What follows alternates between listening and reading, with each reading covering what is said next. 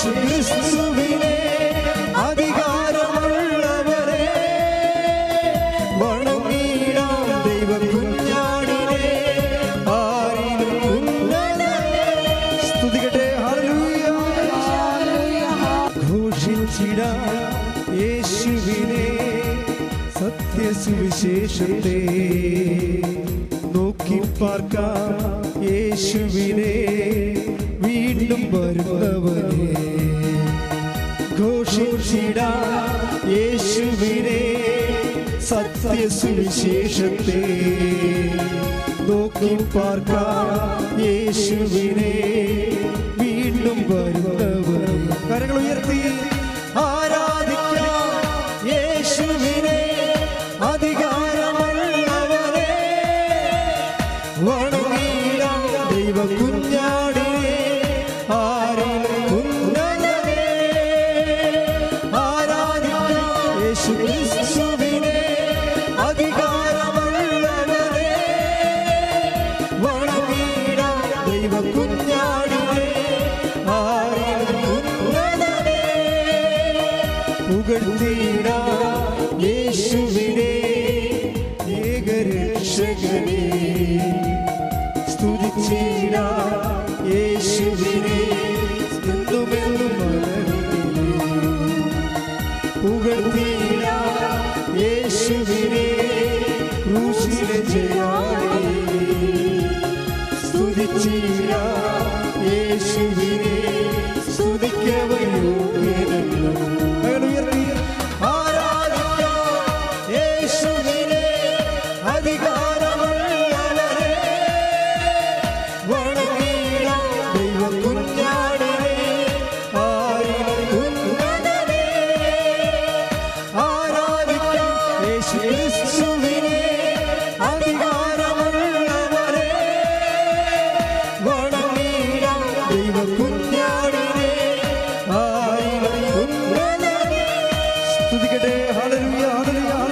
പരിശുദ്ധ പരമദിവ്യകാരുണ്യത്തിന് ആരാധനയും സ്തുതിയും പുകഴ്ചയും ഉണ്ടായിരിക്കട്ടെ.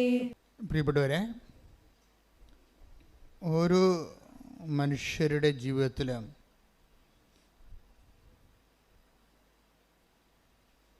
ദൈവത്തിൻ്റെ പാദനിസ്വനങ്ങൾ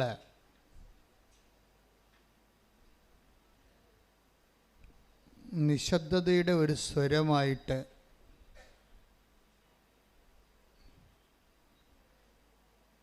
നമുക്ക് വിവേചിക്കാൻ കഴിയുന്നിടത്ത് വെച്ച്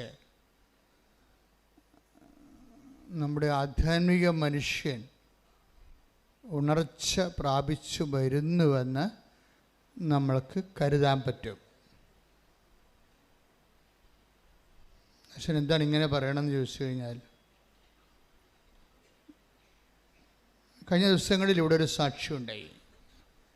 ബഹുമാനപ്പെട്ട കൊച്ചച്ഛൻ ആ വിഷയത്തെക്കുറിച്ച് ചെറുതായിട്ടൊന്ന് സൂചിപ്പിച്ചായിരുന്നു. ആ സാക്ഷ്യം ആൽബിൻ കൂനമ്പാവ്, നമ്മുടെ ചാവറയച്ചൻ്റെ ശുശ്രൂഷ കേന്ദ്രത്തിലെ കൂനമ്പാവയുടെ വക ഇവിടെ നിന്നുള്ള കുറേ സാക്ഷ്യങ്ങൾ വന്നിട്ടുണ്ട്. ഉടമ്പടി സാക്ഷ്യങ്ങളിൽ കുറേ സാക്ഷ്യങ്ങൾ, നല്ല കരുത്തിട്ട സാക്ഷ്യങ്ങൾ കൂനമ്പാവിൽ നിന്ന് വന്നിട്ടുണ്ട്. ഞാൻ ഇടയ്ക്ക് ശ്രദ്ധിക്കാറുണ്ട്. അപ്പോൾ അതിലൊരു സാക്ഷ്യം ആൽബിൻ പറഞ്ഞതാണ്. ആൽബിൻ്റെ സാക്ഷ്യത്തിൻ്റെ ഘട്ടങ്ങളെ ഇങ്ങനെ നമ്മൾ പതുക്കെ പതുക്കെ പരിശോധിക്കുകയാണെങ്കിൽ ഇന്നലെ ഡെലിവർ ചെയ്ത സാക്ഷ്യമാണ്. ഇപ്പം ഞാനിവിടെ നിൽപ്പുണ്ടായിരുന്നു. സാക്ഷ്യത്തിൻ്റെ ഓരോ ഘട്ടങ്ങൾ, അദ്ദേഹത്തിൻ്റെ വിഷയം, അദ്ദേഹം ടോട്ടലായിട്ട് അദ്ദേഹം മനുഷ്യൻ്റെ ജഡിക മനുഷ്യനാണ്. ജഡിക മനുഷ്യൻ, ആത്മീയ മനുഷ്യൻ എന്നൊക്കെ പറയത്തില്ലേ. അപ്പോൾ ജഡിക മനുഷ്യത്തെ ലോകത്താനല്ല, ദൈവത്തിന് ഒരു നമ്മുടെ ജീവിതത്തിൽ ഒരു 30% സ്പേസ് മാത്രം ദൈവത്തിന് കൊടുക്കുകയും ബാക്കി 70% നമ്മളുടെ ബുദ്ധി കൊണ്ട്, കഴിവ് കൊണ്ട് കൈകാര്യം ചെയ്യേണ്ടതാണെന്ന് ധരിച്ചിട്ട് മൊത്തം മസിൽ പവർ, മണി പവർ എല്ലാം ഇൻവെസ്റ്റ് ചെയ്തതുകൊണ്ട് സ്വന്തം ജീവിത വിജയത്തിന് വേണ്ടി തൻ്റെ കഴിവിൽ മാത്രം ആശ്രയിച്ച് മുന്നേറുന്ന മനുഷ്യരാണ് ജഡിക മനുഷ്യർ. അവർ ചെയ്യണ തെറ്റാണെന്നല്ല, മാനുഷ്യമായിട്ടൊക്കെ ശരിയാണ്, ദൈവികമായിട്ട് തെറ്റായിട്ട് വരും. എന്ന് വെച്ച് കഴിഞ്ഞാൽ നമ്മുടെ കഴിവിൽ നമ്മുടെ ബുദ്ധി, നമ്മുടെ കഴിവ്, നമ്മുടെ ശക്തി. ഇപ്പോൾ ചില പൊട്ടന്മാർ പറഞ്ഞു അത് ദൈവം തന്നതല്ലേ, പിന്നെ എന്താ കുഴപ്പം, അതിലെല്ലാം ആശ്രയിക്കുമ്പോൾ ദൈവത്തെ തന്നെയല്ലേ നമ്മൾ ബഹുത്വപ്പെടുത്തുന്നത്. നോ. അവിടുത്തെ വരുന്ന പ്രശ്നം എന്ന് വെച്ച് കഴിഞ്ഞാൽ നമ്മൾ ഇപ്പം നിങ്ങൾ തന്നെ ചിലർ അപ്പന്മാരോട് കാർക്കശ്യമായിട്ട് പറയും, എന്താ ഞാൻ പഠിച്ചു അതുകൊണ്ട് ഞാൻ ജയിച്ചു, കുടുംബം എനിക്ക് വേണ്ടി ഒന്നും ചെയ്തിട്ടില്ല, അങ്ങനെ പറയും. അങ്ങനെ പറയുന്ന കുറേ വിഡ്ഢിയാന്മാരുണ്ട്. ഞാൻ പഠിച്ചു, എൻ്റെ ബുദ്ധി കൊണ്ട് ഞാൻ പഠിച്ചു, ഞാൻ കഷ്ടപ്പെട്ടു, ഞാൻ പഠിച്ചു, ഞാൻ ജയിച്ചു, കുടുംബം എനിക്ക് വേണ്ടി ഒന്നും ചെയ്തിട്ടില്ല. ചില വിഡ്ഢിയാന്മാരുടെ പ്രശ്നം, അവർ നാക്ക് കൊണ്ട് എപ്പോഴും ജയിച്ചുകൊണ്ടിരിക്കും, ജീവിതം കൊണ്ട് തോറ്റുകൊണ്ടിരിക്കും. കാര്യം ഇതെല്ലാം കേൾക്കുന്ന ഒരാളുണ്ടല്ലോ. നീ വന്ന വഴികളിലൂടെ എല്ലാം നിനക്ക് കാവൽ നിന്നുകൊണ്ട് നിൻ്റെ പഠനങ്ങൾക്കും ഭക്ഷണത്തിനും വിശ്രമത്തിനും എല്ലാം കാവൽ നിന്ന ആൾക്കാരുണ്ടല്ലോ കുടുംബത്തിൽ. അവരുടെ അധ്വാനത്തെ മറന്നാണ് നിൻ്റെ ഭൗതിക പങ്കത്വം കെട്ടി എഴുന്നള്ളിക്കണത്. അങ്ങനെ നിങ്ങൾ തലമറന്ന് എണ്ണ തേക്കരുത്. അതിന് മത്സരമെന്നാണ് പറയുന്നത് ബൈബിളിൽ. അങ്ങനെയുള്ള മാതാപിതാക്കന്മാരുള്ള മത്സരം, അല്ലെങ്കിൽ അവരെ ഇടിച്ചു താത്തി പറഞ്ഞുകൊണ്ട് തൻ്റെ കേമത്വം കെട്ടി എഴുന്നള്ളിക്കുന്നതിന് ദൈവത്തെ മറന്നുള്ള ഒരു മത്സരമാണ്. ഒരിക്കലെങ്കിലും പറഞ്ഞാൽ നിങ്ങൾക്ക് അതിനെക്കുറിച്ച് അനുതാപം തോന്നണം. പക്ഷെ അനുതാപം തോന്നണമെങ്കിലുള്ളൊരു കുഴപ്പം, നമുക്ക് ഇങ്ങനെ സ്വന്തമായിട്ട് അനുതാപിക്കാനൊന്നും പറ്റത്തില്ല. അനുതാപത്തിൻ്റെ താക്കോൽ കൂട്ടങ്ങൾ കർത്താവിൻ്റെ കയ്യിലാണ്. ആത്മാവിനെ തുറക്കണത്, ദൈവം പ്രവേശിക്കണതും അനുതാപത്തിൻ്റെ താക്കോൽ കൊണ്ട് തുറന്നാണ്. നമുക്ക് മാക്സിമം ചെയ്യാൻ പറ്റണത് അകത്തിട്ട് ലോക്ക് ചെയ്യാനേ പറ്റത്തുള്ളൂ. ദൈവത്തോട് മനുഷ്യന് ചെയ്യാൻ പറ്റുന്ന മാക്സിമം കലാപരിപാടി എന്ന് പറയണത് അകത്ത് നിന്ന് ലോക്ക് ചെയ്തിട്ട് ദൈവത്തിനെ പുറത്ത് നിർത്താനേ പറ്റത്തുള്ളൂ. പക്ഷെ തുറന്ന് കയറുക എന്നുള്ളത് നമ്മുടെ കയ്യിലില്ല സാധനം. അതുകൊണ്ടാണ് വെളിപാട് പറയണത്, വാതിൽക്കൽ നിന്നുകൊണ്ട് ഞാൻ മുട്ടുന്നു. ആരെങ്കിലും വാതിൽ തുറന്ന് തന്നാൽ, 2 സെക്ഷനാണ് ഉള്ളത് അനുതാപത്തിന്. ഒന്ന് നമ്മളുടെ ഒരു തുറവിയും പിന്നെ ദൈവത്തിൻ്റെ ഒരു തുറവിയും. 2 തുറവികളുണ്ട്. ഒന്ന് നമ്മൾ അനുവദിക്കണം. ദൈവം ഇങ്ങനെ ഇടിച്ച് പൊളിച്ച് ഒന്നും അകത്ത് കയറി അനുതാപമൊന്നും ഉണ്ടാക്കിയിട്ടില്ല. അതിന് വേറെ ആളെ നോക്കേണ്ടി വരും. അതുകൊണ്ട് 3:20 take the bed of God, വെളിപാട് 3:19. വെളിപാട് 3:19. ഞാൻ സ്നേഹിക്കുന്നവരെ ശാസിക്കുകയും ശിക്ഷിക്കുകയും ചെയ്യുന്നു. ഒന്ന് പറഞ്ഞ, ഞാൻ സ്നേഹിക്കുന്നവരെ ശാസിക്കുകയും ശിക്ഷിക്കുകയും ചെയ്യുന്നു.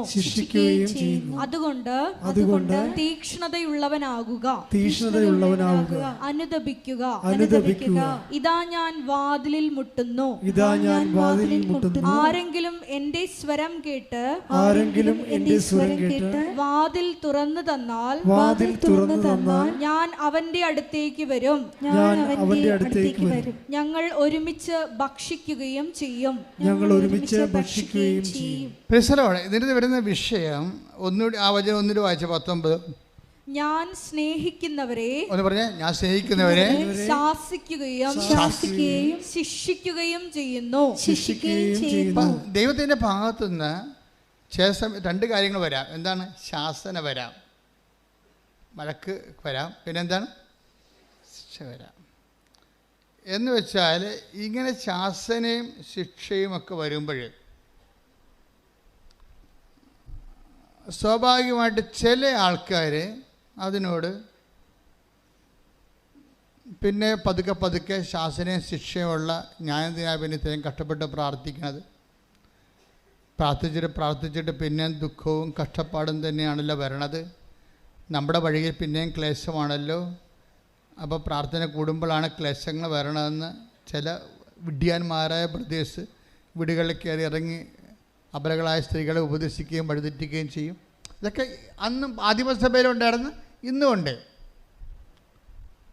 എന്താ പ്രശ്നം വെച്ച് കഴിഞ്ഞാൽ ഈ ശാസനകളെ ഈ ദൈവസ്നേഹമുള്ളവരെ, ഇപ്പം എന്താ പറയണത്, ഇപ്പം നിനക്ക് അങ്ങനെ ഒരു സംഭവമുണ്ട്, ശാസന കിട്ടിയ ആളാണ്, നീ പഠിച്ചിട്ടും തോറ്റുപോയി, ഒരു മാർക്കിന് നീ വീണുപോയി, ഒരു മാർക്ക് കൂടി കിട്ടിയിരുന്നെങ്കിൽ എനിക്ക് ആ ജോലി കിട്ടിയേനോ, അപ്പോൾ ഇനി ഞാനെന്തിനാ പഠിക്കണത്, ഞാനെന്തിനാ പ്രാർത്ഥിക്കണത്, എനിക്ക് അത്തരം ദൈവത്തെ എന്തിനാ. നമ്മളിങ്ങനെ ചുരുണ്ടുകൂടി ഇനാം വെച്ചിയെ പോലെ തല കുമ്പിട്ട് അങ്ങനെ ഇരിക്കും. അത് ശാസനയുടെ കാലങ്ങളിൽ ചില ആൾക്കാർ കാണിക്കുന്ന ബോഡി ലാംഗ്വേജാണ്. പള്ളിയില്ല, പട്ടക്കാരനില്ല, എവിടെയെങ്കിലും ഒരു തട്ട് കിട്ടിയാൽ മതി. ഒന്നെങ്കിലും ചിലപ്പോൾ നിങ്ങളുടെ ബ്രദർ മരിച്ചു കാണും, നിങ്ങൾ ഏറ്റവും കൂടുതൽ സ്നേഹിക്കുന്ന ഒരു വ്യക്തി ചിലപ്പോൾ ലോകത്തിൽ മരിച്ചു പോയി കാണും. അപ്പം നിങ്ങൾക്ക് ഒരിക്കലും, നിങ്ങൾ അന്ന് പോലും ധാർമ്മിക രോഷം കൊണ്ട് നടക്കുകയാണ്, എന്ത് സ്നേഹമുള്ള മനുഷ്യനായിരുന്നു, എന്തൊരു വൃത്തിയുള്ള മനുഷ്യൻ, ഇവനേക്കാൾ എത്രയോ ദുഷ്ടന്മാർ ഇപ്പോഴും ഞങ്ങളുടെ നാട്ടിൽ ജീവിച്ചിരിപ്പുണ്ട്, അവന്മാർക്കൊരു കുഴപ്പമില്ല, നല്ലവരെയും കൊണ്ട് ദൈവം പോയി, ഇതെന്തൊരു ദൈവമാണ്. ഇങ്ങനെയൊക്കെ കുറേ ഡയലോഗൊക്കെ ഫിറ്റ് ചെയ്ത് ആ ഒരു കാര്യവും പറഞ്ഞ് ദൈവത്തിൽ നിന്ന് പതുക്കെ മാറുന്ന ആൾക്കാരുണ്ട്. എപ്പോഴും വരണ ഒരു വിഷയം വെച്ച് കഴിഞ്ഞാൽ, ദൈവത്തിൽ നിന്ന് മാറാൻ നമുക്ക് ഒരു 10,000 കാര്യങ്ങൾ വേണേൽ പറയാൻ പറ്റും. ദൈവത്തോട് അടുക്കാൻ ഒറ്റ കാര്യമേ പറയാൻ പറ്റത്തുള്ളൂ. എന്താ കാര്യം? ദൈവത്തോട് അടുക്കാൻ ഒരു കാര്യമേ പറയാൻ പറ്റത്തുള്ളൂ. അതായത് എൻ്റെ വിശ്വാസമുള്ളവനെ സംബന്ധിച്ചിടത്തോളം ഈ വിശ്വാസത്തിന് ഉള്ളൊരു പ്രത്യേകത, വിശ്വാസം എന്ന് പറഞ്ഞിട്ട് കാറ്റഗറ്റിക്കൽ ഫെയ്ത്ത് അല്ല. ഒരു ഇഷ്യൂ അതിനെ എങ്ങനെയാണ്, ഒരു ഇഷ്യൂ കഴിഞ്ഞു എന്നിട്ട് പിന്നെ എന്താണ് അവശേഷിക്കണത്. പണ്ട് കമ്പിത്തിരി എന്ന് പറഞ്ഞ സംഭവമാണ്, ഇപ്പോൾ ഉണ്ടോയെന്ന് അറിയത്തില്ല. ഉണ്ടോ കമ്പിത്തിരി? ഉണ്ടോ ഇപ്പോൾ? ഉണ്ടോ? കമ്പിത്തിരിക്കുള്ള കുഴപ്പമെന്ന് വെച്ചാൽ കത്തി ഭയങ്കരമായിട്ട് നക്ഷത്രങ്ങളൊക്കെ ചീറ്റി ഭംഗിയായിട്ട് പോയാലും ആ കമ്പി അവശേഷിക്കും, ഇല്ലേ? ഇപ്പം ഞങ്ങളുടെ കുഞ്ഞുനാളിലൊക്കെ കമ്പി പെറുക്കി കൊണ്ടുപോയി പാലുമിഠായി മേടിക്കുമായിരുന്നു. അന്നത്തെ ഒരു കുഞ്ഞുങ്ങളുടെ പരിപാടിയായിരുന്നു. ഈ പെരുന്നാൾ കഴിയുമ്പോൾ പള്ളിമുറ്റത്ത് പോയി കമ്പിത്തിരി പെറുക്കിയെടുക്കുക, എന്നിട്ട് അതുകൊണ്ട് ഈ പാലുമിഠായിക്കാരൻ ഇങ്ങനെ വലിച്ചാൽ നീളം മിഠായിക്ക് വരുമല്ല ചുറ്റിയിൽ ഒരു കാറിനൊക്കെ വായിച്ചുകൊണ്ട് ആൾ വരും. ഇപ്പോഴൊന്നും ഇല്ല. അപ്പോഴേ കത്തിയാലും കമ്പി അവശേഷിക്കും. അത് വേണമെങ്കിൽ പിന്നെ നമുക്ക് മരുന്ന് ചുറ്റി കമ്പിത്തിരി ഉണ്ടാക്കാൻ പറ്റും. ഇതുപോലെ കത്തൽ വന്നാലും കമ്പി അവശേഷിക്കും. അതാണ് വിശ്വാസം എന്ന് പറയണത്. ഒരു മരണം ഉണ്ടായി, അല്ലെങ്കിൽ ഒരു അടുപ്പമുള്ള ആൾക്കാർ പോയി, നമ്മൾ കുറച്ച് ദിവസം നിലവിളിച്ചൊക്കെ നടന്ന്, പിന്നെ പള്ളിയും വേണ്ട, പ്രാർത്ഥനയും ഇത്രയും പ്രാർത്ഥിച്ചിട്ടും ഞാൻ കരഞ്ഞു വിളിച്ച് പ്രാർത്ഥിച്ചിട്ടും ചേട്ടന് തന്നില്ലല്ല, ആ കുഞ്ഞ് മരിച്ചു പോയല്ല എന്നൊക്കെ പോയി നിലയെ വിളിച്ചുകൊണ്ട് നമുക്ക് നഷ്ടപ്പെട്ട മരണങ്ങളിൽ പിന്നീട് വിശ്വാസം കുറഞ്ഞു പോയ ആ മരണത്തിന് ശേഷം, അല്ലെങ്കിൽ ആ ജപ്തി നടപടിക്ക് ശേഷം, അല്ലെങ്കിൽ ആ പരീക്ഷ തോൽവിക്ക് ശേഷം, അല്ലെങ്കിൽ ആ ജോലി നഷ്ടത്തിന് ശേഷം വിശ്വാസം കൂടിയാന്ന് നീ ആത്മശോധന ചെയ്യണം. കുറഞ്ഞെങ്കിൽ ഇനി കാര്യം വിശ്വാസത്തിൻ്റെ ഒരു പ്രത്യേകത എന്ന് വെച്ചാൽ, നിൻ്റെ വിശ്വാസത്തിൻ്റെ തോതനുസരിച്ചിട്ട് ദൈവം ഇനിഷ്യേറ്റീവ് എടുത്താൽ മാത്രമേ ഇത് വർക്കൗട്ട് ചെയ്യത്തുള്ളൂ. ദൈവം ഇനിഷ്യേറ്റീവ് ഇപ്പോൾ ഒരിക്കൽ വിശ്വാസം ഡൗൺ ആയി കഴിഞ്ഞാൽ പിന്നെ നിൻ്റെ കാര്യത്തിൽ ദൈവം ഇനിഷ്യേറ്റീവ് എടുക്കണം. ദൈവം ഇനിഷ്യേറ്റീവ് എടുക്കണമെങ്കിൽ ദൈവം പഴയ ഫയൽ എങ്ങനെയുണ്ടെന്ന് നോക്കും, വെറുതെ ഇനിഷ്യേറ്റീവ് എടുക്കത്തില്ല. ഇപ്പോൾ ഒരാൾ പരീക്ഷയ്ക്ക് തോറ്റു 10ാം ക്ലാസ്സിൽ മാർക്ക് കുറവാണെന്ന് വിചാരിച്ചു. ഇപ്പോൾ നമ്മൾ +1 ചേരാൻ ചെന്നപ്പോൾ മാർക്ക് കുറവാണ്, ഇവന് ഇവിടെ അഡ്മിഷൻ കൊടുക്കാൻ പറ്റത്തില്ലെന്ന് മാനേജറും പ്രിൻസിപ്പളും ഒറ്റയടിക്ക് പറഞ്ഞു. അപ്പോഴാരെങ്കിലും അധ്യാപകർ നമ്മളോട് അല്പം താപമുള്ളവർ നമ്മളറിയാവുന്ന പറഞ്ഞു, സാറേ അവൻ്റെ സർട്ടിഫിക്കറ്റ് അല്ല, അവൻ്റെ മറ്റ് സർട്ടിഫിക്കറ്റൊക്കെ ഒന്ന് നോക്കിയേ, അവൻ്റെ എക്സ്ട്രാ കരിക്കുലറായിട്ടുള്ള അവൻ ജില്ലയിലൊക്കെ കളിക്കാൻ പോയിട്ടുള്ളതാണെന്ന് കേട്ടിട്ടുണ്ട്. സ്പോർട്സിന് പോയിട്ടുള്ളതാണെന്ന് കേട്ടിട്ടുണ്ടത്. അപ്പം ഗ്രേസ് മാർക്കാണ് നോക്കണത്. നമ്മൾ പരീക്ഷയ്ക്ക് തോറ്റിരിക്കുകയാണ്, പക്ഷെ അവൻ അക്കോമഡേറ്റ് ചെയ്യാൻ വേണ്ടി വേറെ ഓപ്ഷൻസ് നോക്കും ദൈവം. അത് ദൈവത്തിൽ നിന്ന് നോക്കുന്ന പരിപാടിയാണ്, മനുഷ്യന് മാത്രമല്ല. ഗ്രേസ് മാർക്ക് ഉണ്ടോ എന്ന് നോക്കും. നമ്മൾ പരീക്ഷയ്ക്ക് തോറ്റ്, നമുക്ക് പഠിക്കാതെ തോറ്റതായിരിക്കും, അല്ലെങ്കിൽ എന്തെങ്കിലും അഭ്യാസത്തിൽ തോറ്റതായിരിക്കും. പക്ഷേ നമുക്കൊരു മേൽക്കൈ വേണമെന്നുണ്ടെങ്കിൽ, നമുക്ക് നിയമപരമായിട്ട് കിട്ടാൻ സാധ്യതയില്ലെങ്കിൽ നമ്മുടെ എക്സ്ട്രാ കരിക്കുലം ഫിഗേഴ്സ് നോക്കും. എന്ന് വെച്ചാൽ ഇതിൻ്റെ ഈ വിഷയത്തിൽ അല്ലാതെ മറ്റ് ഗുണങ്ങൾ എന്തെങ്കിലും നിനക്കുണ്ടോ? എന്താ പറയണം കാര്യത്തിൽ ഈ ആൽബി എന്ന് പറഞ്ഞ ഒരുത്തൻ എന്നുള്ള സാക്ഷ്യം പറഞ്ഞില്ല, അത് അദ്ദേഹത്തിൻ്റെ സാക്ഷ്യമാണ് ഹുസൈൻ പറഞ്ഞത്. ആൽബിയുടെ പ്രശ്നം, ആൽബിക്ക് ഇപ്പോൾ ദൈവമായിട്ട് ഒരു കണക്ഷനും ഇല്ല. ഒറ്റ ജ്വരം മാത്രമേ ഉള്ളൂ. എന്താ ജ്വരം? DRDയിൽ സെൻട്രൽ ഡിഫൻസ് ഡിപ്പാർട്ട്മെൻറ്റിൽ ഒരു ജോലി വേണം, ഒരു ഉദ്യോഗസ്ഥനാകണം. അത് പുള്ളിയുടെ സ്വപ്നമാണ്. അപ്പോൾ വേറെ കുറേ ടെസ്റ്റൊക്കെ പുള്ളി എഴുതുന്നുണ്ട്. പുള്ളിക്ക് ജോലി സെൻട്രൽ ഗവൺമെൻറ് ജോലിക്കൊക്കെ കിട്ടിയതാണ്, പക്ഷേ ആ ജോലിക്ക് ശമ്പളം കുറവാണ്. ആ ജോലിക്ക് പുള്ളിക്ക് ടേസ്റ്റ് ഇല്ല. എങ്കിലും ജോലിക്ക് പോകണമൊക്കെ ഉണ്ട്. അങ്ങനെ പോകുന്നുണ്ടെങ്കിലും പുള്ളിക്കാരൻ ഡിഫൻസ് ഡിപ്പാർട്ട്മെൻറ്റിൽ കയറാൻ വേണ്ടിയാണ് ഈ പഠിത്തം മുഴുവൻ പഠിച്ചു കൂട്ടുന്നത്. ആദ്യത്തെ പഠിത്തം കഴിഞ്ഞ് പരീക്ഷ കഴിഞ്ഞ് പുള്ളി ഒരു റാങ്കിന് താഴെ പോയി.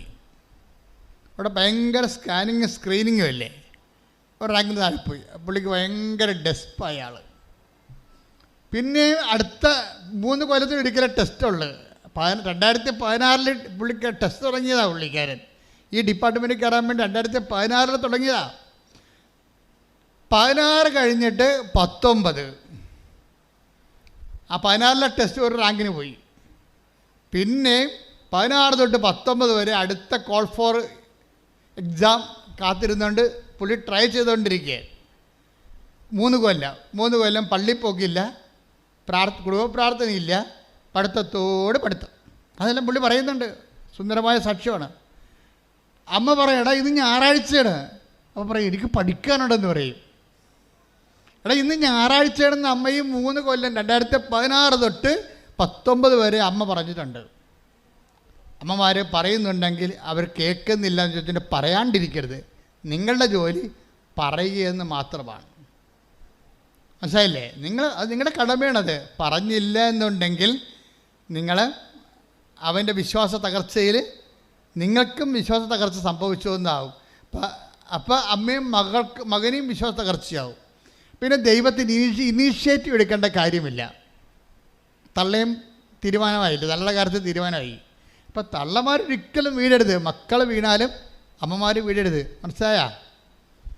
അമ്മമാർ അല്ലെങ്കിൽ ചേച്ചിമാർ അല്ലെങ്കിൽ അനിയത്തിമാർ പെങ്ങന്മാർ ആരാണ് പ്രാർത്ഥിക്കണത്, ഒരാളെ സപ്പോർട്ട് ചെയ്ത് സ്പോൺസർ ചെയ്ത് കുടുംബത്തെ പ്രാർത്ഥിക്കണത്, അല്ലെങ്കിൽ പ്രാർത്ഥനയുടെ ആളായിട്ട് കുടുംബത്തിൽ നിൽക്കണത്, അവർ വീഴരുത്. അതിന് പൗലോസ് അപ്പോസ്തലൻ പറയുന്നത് നിൽക്കുന്നു എന്ന് കരുതുന്നവൻ. Take the bed of God. ശ്രുതിക്കട്ടെ ഹല്ലേലൂയ ഹല്ലേലൂയ ഹല്ലേലൂയ ഹല്ലേലൂയ. 1 കൊരിന്തോസ് 10:12. 1 കൊരിന്തോസ് 10:12. ആകയാൽ നിൽക്കുന്നു എന്ന് വിചാരിക്കുന്നവൻ വീഴാതെ സൂക്ഷിച്ചുകൊള്ളട്ടെ. വീണ് കിടക്കുന്നതിനെ കുറിച്ച് ദൈവം അഡ്രസ്സ് ചെയ്യുന്നില്ല. അത് മനസ്സിലാക്കണം. അയാളുടെ കാര്യത്തിൽ തീരുമാനമായി. വീണ് കിടക്കുന്നതിന് അഡ്രസ്സ് ചെയ്യുന്നില്ല.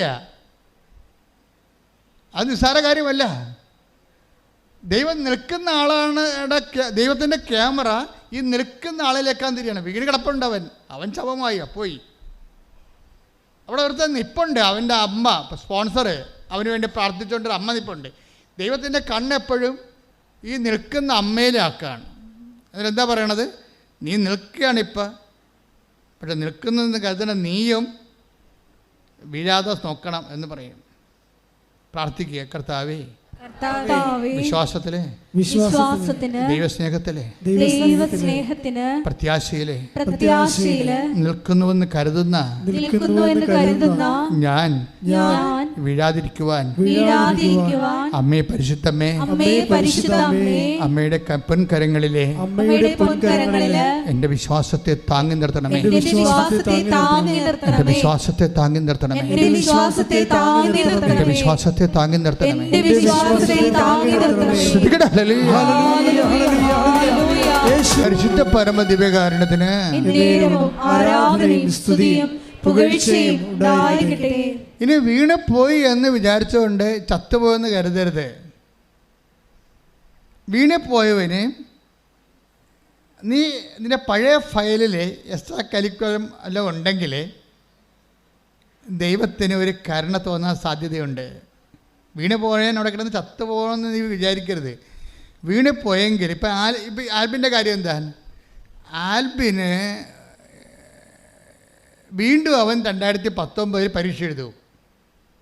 3 കൊല്ലം പഠിച്ച് ദൈവത്തെ മറന്ന് സ്വന്തം ബുദ്ധിയിൽ സ്വന്തം കഴിവിൽ ആശ്രയിച്ചുകൊണ്ട് കുടുംബ പ്രാർത്ഥനയില്ല, കുമ്പസാരമില്ല, കുർബാനയില്ല, ഇതൊന്നുമില്ലാതെ പഠനം തന്നെ എടുത്തിട്ട് 2019 6 കൊല്ലം ദൈവമില്ലാത്തൊരു ജീവിതം അല്ലേ. 2019 പോയി പരീക്ഷ എഴുതും. 16 തോറ്റു, 19 ഒരു റാങ്കിന് തോറ്റു.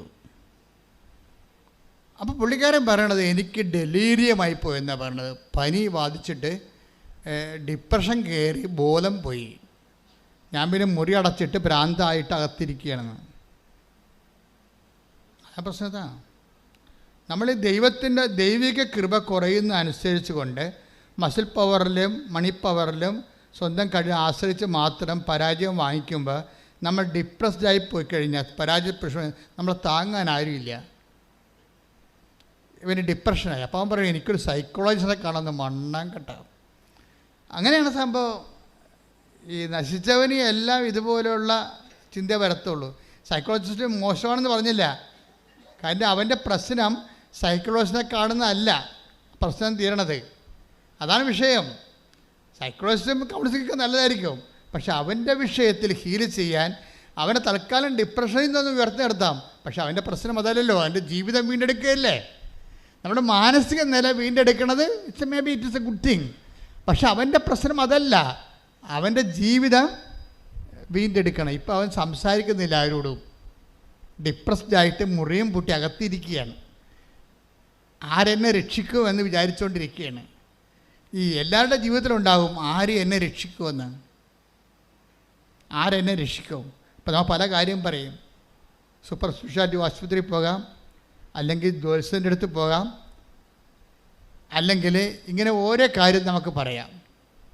കാര്യം മനുഷ്യൻ്റെ ജീവിതത്തിൽ ഇന്നല്ലെങ്കിൽ നാളെ അവൻ ചോദിക്കണ ഒരു ചോദ്യമാണ് ആരെന്നെ രക്ഷിക്കും. Take the word of God. ശ്രദ്ധിക്കട്ടെ. ഹല്ലേലൂയ. റോമ 7:24. റോമ 7:24. ഞാൻ ദുർഭകനായ മനുഷ്യൻ. പ്രൈസ് ദി ലോർഡ് എന്ന് പറഞ്ഞാൽ ഞാൻ ദുർഭകനായ മനുഷ്യൻ. ഇതാണ് ദുർഭകനായ മനുഷ്യൻ. എന്താ കാര്യം? 2016 എഴുതി തോറ്റു, ഒരു റാങ്കിന് തോറ്റു. വീണ്ടും 3 കൊല്ലം ദൈവത്തെ മറന്നുകൊണ്ട് ജീവിച്ചു, പഠിച്ചു, പരീക്ഷ സ്വന്തം കഴിവിൽ ആശ്രയിച്ചു പരീക്ഷ എഴുതി. വീണ്ടും 2019 തോറ്റു, ഡിപ്രഷനായി, മുറിയടച്ചിട്ടു, മിണ്ടാണ്ട് അവിടെ ഇരിപ്പാണ്. എന്നെ ആര് രക്ഷിക്കും? ഞാൻ ദുർഭകനായ മനുഷ്യ. പറഞ്ഞേ, മരണത്തിന് അധീനമായ ഈ ശരീരത്തിൽ നിന്ന് എന്നെ ആര് മോചിപ്പിക്കും? അപ്പം ഇന്നല്ലെങ്കിൽ നാളെ നമ്മുടെ ജീവിതത്തിൽ മരണത്തിന് അധീനമായ ഈ ഡിപ്രസീവ് സ്റ്റേറ്റിൽ നിന്ന്, ഈ തകർച്ചയിൽ നിന്ന് ആരെന്നെ മോചിപ്പിക്കും എന്ന് ചോദിക്കാത്തവരാരുമില്ല. ആരെന്നെ മോചിപ്പിക്കുമെന്ന് ചോദിച്ചാൽ ലോകത്തിലെ ഒരു പുസ്തകം മാത്രമേ മറുപടി. അതാണ് ജീവിതത്തിൽ ജപ്തി ആയാലും, ബിസിനസ് തകർച്ചയായാലും, പരീക്ഷ തകർച്ചയായാലും, ആരോഗ്യ തകർച്ചയായാലും ചില സമയത്ത് തകർന്നു പോകാം. അവിടെ കിടന്നുകൊണ്ട് അവൻ ചോദിക്കുന്ന ചോദ്യമാണ് എന്താണ്? ആരെന്നെ മോചിപ്പിക്കും? ആരെന്നെ മോചിപ്പിക്കുമെന്ന് മനുഷ്യരാശിയുടെ ഒപ്പം പക്ഷം നിന്നുകൊണ്ട് ചോദിക്കുന്ന പുസ്തകമാണ് ബൈബിൾ. ആരെന്നെ മോചിപ്പിക്കുമെന്ന് നിങ്ങൾക്ക് വേണ്ടി ചോദിക്കുകയാണ് ബൈബിൾ. ബൈബിളിനൊരു കയ്യടി കൊടുത്തേ. ശ്രദ്ധിക്കട്ടെ. ഹല്ലേലൂയ, ഹല്ലേലൂയ, ഹല്ലേലൂയ. ഇപ്പോൾ ഞാൻ ദുർഭകനായ മനുഷ്യൻ എന്താണ്? ആരെന്നെ മോചിപ്പിക്കും? അടുത്ത വരി വായിച്ച്. നമ്മുടെ കർത്താവായ യേശുക്രിസ്തു വഴി ദൈവത്തിന് സ്തോത്രം. Praise the Lord. ആരാണ് മോചിപ്പിക്കണത്? നമ്മുടെ കർത്താവായ യേശുക്രിസ്തു. അപ്പോൾ നമ്മുടെ കർത്താവായ യേശുക്രിസ്തുവിൻ്റെ മോചനത്തിൻ്റെ സ്വർഗീയ പദ്ധതിയായിട്ടാണ് ഈ ഉടമ്പടി വരണത്. ഇവൻ പറയണത് എന്താ? ഞാൻ സൈക്കോളജിസ്റ്റിനെ പോയി കാണണം, എനിക്ക് ഏതാണ് നല്ല സൈക്കോളജിസ്റ്റ് ടൗണിലുള്ളത്, ആരാണ് അദ്ദേഹത്തെ എനിക്ക് പരിചയപ്പെടുത്തി തരണത് എന്നൊക്കെ ചിന്തിക്കുന്ന സമയത്ത് ഇവൻ്റെ അടുത്ത് ദൈവം വരും. എന്താണ്? മൊബൈലിലൂടെ തന്നെ വരും. ഇതാണ് വഴി, നീ ഇടത്തോട്ടോ വലത്തോട്ടോ തിരിഞ്ഞു നോക്കുമ്പോൾ take the word of God. ശ്രുതികട്ടെ. ഹല്ലേലൂയ ഹല്ലേലൂയ ഹല്ലേലൂയ ഹല്ലേലൂയ ഹല്ലേലൂയ. യേശുവേ നന്ദി. ഹല്ലേലൂയ ഹല്ലേലൂയ. യേശുവേ സ്തുതി. 30:21. ഐസയ 30:21. നീ വലത്തോട്ടോ ഇടത്തോട്ടോ തിരിയുമ്പോൾ നിന്റെ കാതുകൾ പിന്നിൽ നിന്ന് ഒരു സ്വരം ശ്രവിക്കും. ഇതാണ് വഴി, ഇതിലേ പോവുക. അപ്പൊ നിന്റെ പിന്നാലെ വരുന്നൊരു ദൈവമുണ്ട്. നീ അനുഗമിക്കണ ദൈവവും നിന്നെ അനുഗമിക്കണ ദൈവവും. സ്പിരിച്വാലിറ്റിയിൽ 2 സെക്ഷനുണ്ട്. ഒന്ന് നിന്നെ അനുഗമിക്കണ ദൈവം, നീ തകർച്ചയിൽ വീണ് പോകുമ്പോൾ കോരിയെടുക്കാൻ വേണ്ടി പിന്നാലെ വരുന്ന നിന്നെ കോരിയെടുക്കണ ദൈവം, നിന്നെ അനുഗമിക്കണ ദൈവം. രണ്ടാമത്തേത് എന്താണ്? നീ രക്ഷപ്പെട്ട് കഴിയുമ്പോൾ നീ അനുഗമിക്കണ ദൈവം. അതാണ്. അപ്പം നമ്മുടെ പിന്നിലാണ്. ഇപ്പം സ്വരം കേട്ടത് എന്താണ്? നീ ഇടത്തോട്ടോ, ആരെന്നെ രക്ഷിക്കുമെന്ന് പറയുമ്പോൾ നീ ഇടത്തോട്ടോ വലത്തോട്ടോ തിരിയുമ്പോഴേ പിന്നിൽ നിന്ന് ഒരു സ്വരം കേൾക്കും. കണ്ടാ? പിന്നിൽ നിന്നുള്ള സ്വരം ദൈവം വരിക. ഈ പിന്നിൽ നിന്നുള്ള സ്വരം ഇവൻ എങ്ങനെയാണ് കേൾക്കണത്? അവനങ്ങനെ മൊബൈൽ മറിച്ച് നോക്കുമ്പോൾ ഒരു ഉടമ്പടി സാക്ഷ്യം കേൾക്കും. ആ സാധനം ദൈവത്തിൻ്റെ സ്വരമാണ്. ഒരു ഉടമ്പടി സാക്ഷ്യം കേൾക്കും. അപ്പോൾ അവൻ അവിടെ മുറി തുറന്നിട്ട് അവനത് ക്ലിക്കാവും. ഇവൻ ആരാ തിരക്കിയത്? ആൽബിൻ ആരാ തിരക്കിയത്? ഒരു സൈക്കോളജിസ്റ്റാണ് തിരക്കിയത്. അങ്ങനെ ദൈവം സൈക്കോളജിസ്റ്റല്ല കൊടുക്കുന്നത്, ഒരു ഉടമ്പടി സാക്ഷ്യമാണ് കൊടുക്കുന്നത്. അത്രയുമാണ് മതി. അത് സുവിശേഷമാണ്. ഇന്നത്തെ കേരള ജനതയുടെ മനസ്സിലുള്ള ഒരു ആശയമാണ്. എന്താണ്? കൃപാസനം മാതാവ് പ്രത്യക്ഷപ്പെട്ട സ്ഥലം. കൈയടിച്ച് ശ്രുതികടല്ലേ.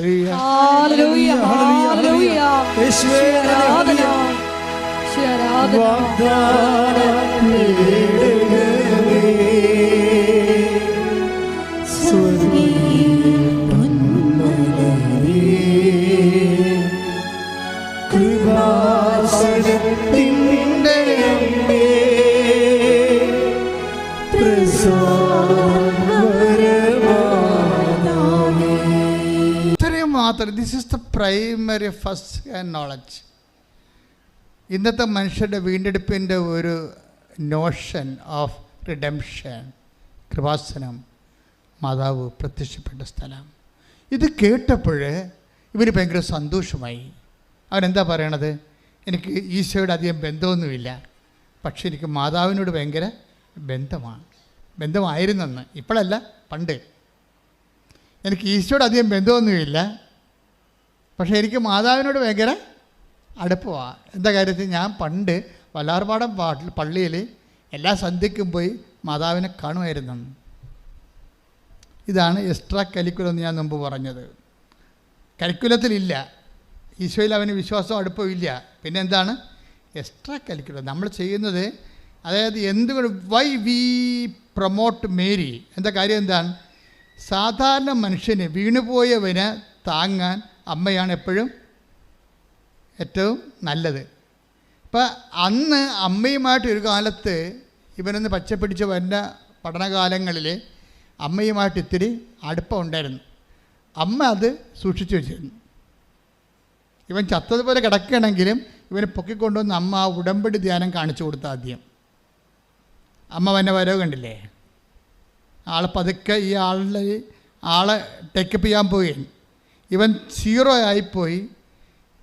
സൈക്കോളജിസ്റ്റിനെ കാണുന്നത് മാനസിക വിഭ്രാന്തിയുള്ള ആൾക്കാരാണ്.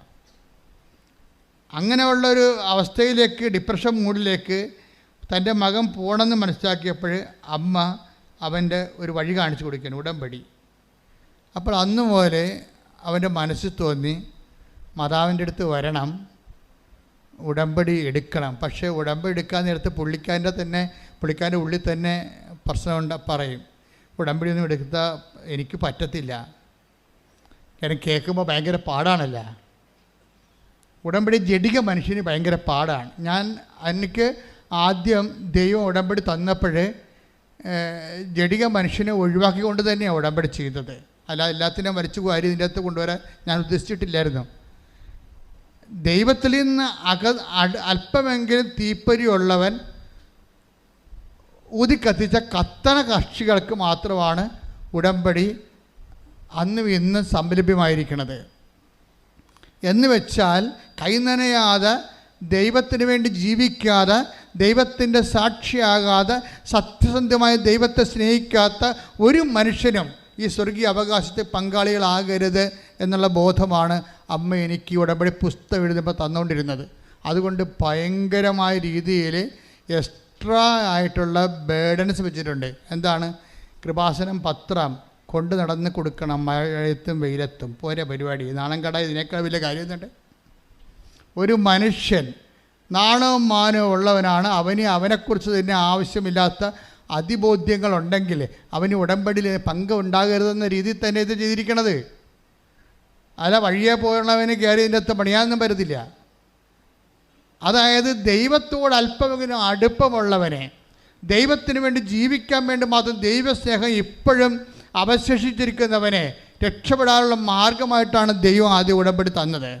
അതുകൊണ്ട് തന്നെ രോഗികളെ പോയി കാണണം. അപ്പോൾ അവൻ രോഗികളെയും കാണണം. അതിന് ഏത് രോഗികളെ കാണാനാണ്? രോഗികൾ ഞാനെങ്ങനെ കാണും? വീട്ടിൽ തന്നെ രോഗമുണ്ടെങ്കിൽ അവന് ഭയങ്കര പ്രയാസമാണ് ഈ രോഗികളുടെ അടുക്കണത്. സുഖപ്പെട്ട് വരട്ടെ എന്നുള്ള രീതിയിലല്ലാതെ അവരെ പരിചരിക്കുക, അവരോട് ചോദിക്കുക. നമുക്കറിയാമല്ലോ രോഗമൊക്കെ വന്നു കഴിഞ്ഞാൽ ഉള്ള അവസ്ഥ നമുക്കറിയാമല്ലോ. നല്ല വീട്ടിലെ ക്ഷമ, സഹനം, കരുണ, നന്മയൊക്കെ ഒന്നും ഇല്ലാത്ത വീട്ടിൽ ഒരു രോഗി ഉണ്ടെങ്കിൽ ആ രോഗിയുടെ വിഷമങ്ങൾ ഇരട്ടിക്കുള്ളൂ ശരിക്കും. കാര്യം നമ്മളിങ്ങനെ അവരുടെ പുതപ്പൊക്കെ കറക്റ്റ് ചെയ്ത് വെച്ചൊക്കെ ഇരിക്കുമ്പോൾ ഇരുന്നേച്ചും പുതപ്പൊക്കെ കറക്റ്റ് ചെയ്ത് മൂത്രമൊക്കെ കഴുകിയൊക്കെ മാറ്റിയിട്ട് വീഴുമ്പോഴാണ് നമ്മൾ പിന്നെ തിരിച്ചു വരുമ്പോൾ പിന്നെ വയറ്റിൽ നിന്ന് പോയി കിടക്കണം കാണാം. അത് പിന്നെ ഒരു കണക്കിന് റബ്ബർ ഷീറ്റ് ഇട്ട് വെച്ചും നമ്മൾ ആ തോർത്ത് കൊണ്ടുപോയി വാഷ്റൂമിൽ ഇട്ട് വെച്ചും ഈ പണ്ടാരത്തിന് ചാകാൻ പാടില്ല എന്ന് ഒരു പ്രാവശ്യമെങ്കിലും മനസ്സിൽ ഓർക്കാതെ ഒരു രോഗി മരിക്കുന്നില്ല എന്നുള്ളതാണ് കുടുംബങ്ങളുടെ അവസ്ഥ. പക്ഷേ ഈ രോഗിയുടെ വിശുദ്ധീകരണമല്ല ഉദ്ദേശിച്ച ദൈവം. ഈ രോഗിയെ നോക്കാൻ വേണ്ടി ഒരാളവിടെ നിർത്തിയിട്ടുണ്ട്. ഈ ക്ലാവ് പിടിച്ച ക്രിസ്ത്യാനിയെ, അവൻ എന്ത് ജാതിപ്പെട്ടവനായാലും, ക്രിസ്ത്യാനി എന്ന് പറഞ്ഞത് ആരാ? ക്രിസ്തുവിന് വേണ്ടി. അവൻ ചിലപ്പോൾ മാധവനെന്ന കാർത്തികെന്നൊക്കെ പേര്, പക്ഷെ ദൈവത്തിൻ്റെ ഉള്ളിൽ അവൻ ക്രിസ്ത്യാനി ആയിരിക്കും, ദൈവത്തോട് വിശ്വാസമുള്ള ആളായിരിക്കും. അവരുടെ ഉള്ളിൽ വല്ല ക്ലാവ വല്ലതും ആത്മാവിനുണ്ടെങ്കിൽ ദൈവം തേച്ച് മിനുക്കി വെളുപ്പിക്കണ കാലമാണ് ഈ രോഗികളൊക്കെ വീട്ടിൽ കിടക്കണ കാലം എന്ന് പറഞ്ഞാൽ. ഈ ഉടമ്പടി വിളക്കൊക്കെ ഉണ്ട്, ഇങ്ങനെ തിളങ്ങി നിൽക്കണത് എന്തുകൊണ്ടാണ്? ഇങ്ങനെ തിളങ്ങി അങ്ങനെ ജീവിതകാലം മുഴുവൻ നിൽക്കുകയല്ലോ. ഇതിനെ കൊണ്ടൊക്കെ കഴുകും കുറച്ച് കഴിയുമ്പോൾ. ചേച്ചിമാർ കൊണ്ടുപോയി ബ്രാസോയിട്ടൊക്കെ പിടിപ്പിച്ച് ഉരപ്പിച്ച് ഇതിൻ്റെ കഷ്ണമൊക്കെ ഊരിയെടുത്തിട്ടൊക്കെ കൊണ്ട് മിനുക്കി പണി ചെയ്യണത്, മിനുക്കി കൊണ്ടുവന്ന് വെക്കണത്. പിന്നെ എറണാകുളത്ത് നിന്ന് ഒരു ചേട്ടായി ഒരു മരുന്നും കൊണ്ടുവരും. ഒരു ദിവസം മുഴുവനും രാത്രി ഇവിടെ ഇരുന്നുകൊണ്ട് ഇതെല്ലാം തേച്ച് മിനുക്കും, ചേട്ടായിയുടെ ഭാര്യയും കൂടി.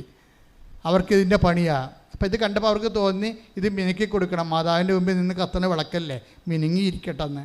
അപ്പോൾ ദൈവത്തിൻ്റെ മുമ്പിൽ കത്തണ വിളക്കാണ് നമ്മൾ മിനുങ്ങിയിരിക്കാൻ വേണ്ടി നമ്മളുടെ സ്വാർത്ഥതയുടെ, നമ്മളുടെ വൈരാഗ്യത്തിൻ്റെ, നമ്മളുടെ അങ്ങനെയുള്ള ക്ലാവുകൾ ദൈവം കഴുകിക്കളയണത് കുമ്പസാരത്തിലൂടെ അല്ല, മറിച്ച് ഒരു രോഗിനെ വീട്ടിൽ തന്നുകൊണ്ടാണ്.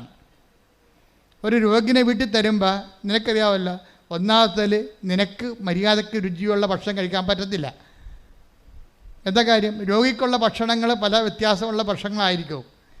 പിന്നെ എന്താ പ്രശ്നം വെച്ച് കഴിഞ്ഞാൽ ആ രോഗിയുടെ മരുന്നും മണവും ഒക്കെ ആയത് കാരണം നിനക്ക് ആ രോഗി കിടക്കണ മുറി കയറിക്കഴിഞ്ഞാൽ നിനക്ക് ഭക്ഷണം കഴിക്കാൻ പറ്റത്തില്ല.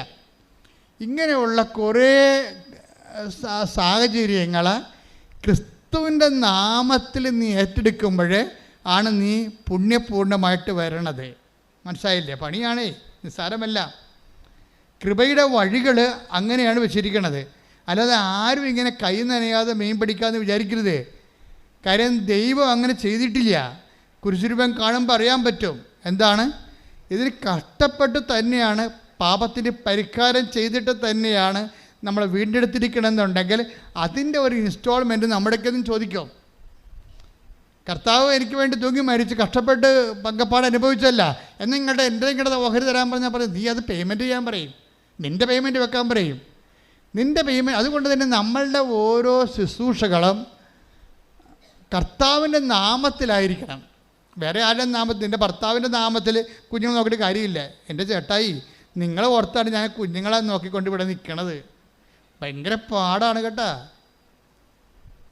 നമ്മുടെ കുഞ്ഞുങ്ങളാണെന്ന് പറഞ്ഞാൽ അനുഭവിക്കണം ഞാനാണ്. കാര്യം 3 കുഞ്ഞുങ്ങളുണ്ട്, ഒരു തള്ളയും. ഭർത്താവ് വീട്ടിലില്ല. അമ്മായി ഉണ്ടെന്ന് പറയുമ്പോൾ ഈ തക്കത്തിന് അവർ സ്വന്തം മകളുടെ കുഞ്ഞുങ്ങളെ നോക്കാൻ പോയിരിക്കുകയാണ്. മനഃപ്പുറം പോയതാണെന്ന് നമുക്കറിയാം, അവർക്കും അറിയാം.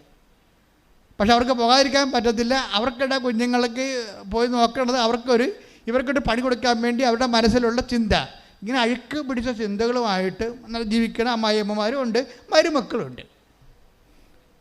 അമ്മാമ്മയൊക്കെ ക്ഷീണമായിട്ട് കിടക്കുമ്പോൾ തന്നെ വീട്ടിൽ അതൊക്കെ ഇവിടെ നിന്ന് ഇവരെയും കൊണ്ട് ആശുപത്രിയിൽ പോകേണ്ടി വരുമെന്ന് ചോദിച്ചാൽ മരുമക്കൾ കിട്ടിയ വണ്ടിക്ക് ഓട്ടോറിക്ഷയ്ക്ക് വീട്ടിൽ പോകണം മക്കളുണ്ട്. പിന്നെ 2 ആഴ്ച കഴിഞ്ഞ് ചിലപ്പോൾ 2 ആഴ്ച കഴിഞ്ഞാൽ വരത്ത് വിളിച്ചു ചോദിക്കും, ചത്താ കവി ചത്താ എന്നൊക്കെ ചോദിക്കും. ഈ ആൾക്കാർ ഉടമ്പടി എടുത്താൽ ചീറ്റിപ്പോകാൻ സാധ്യതയുണ്ട്.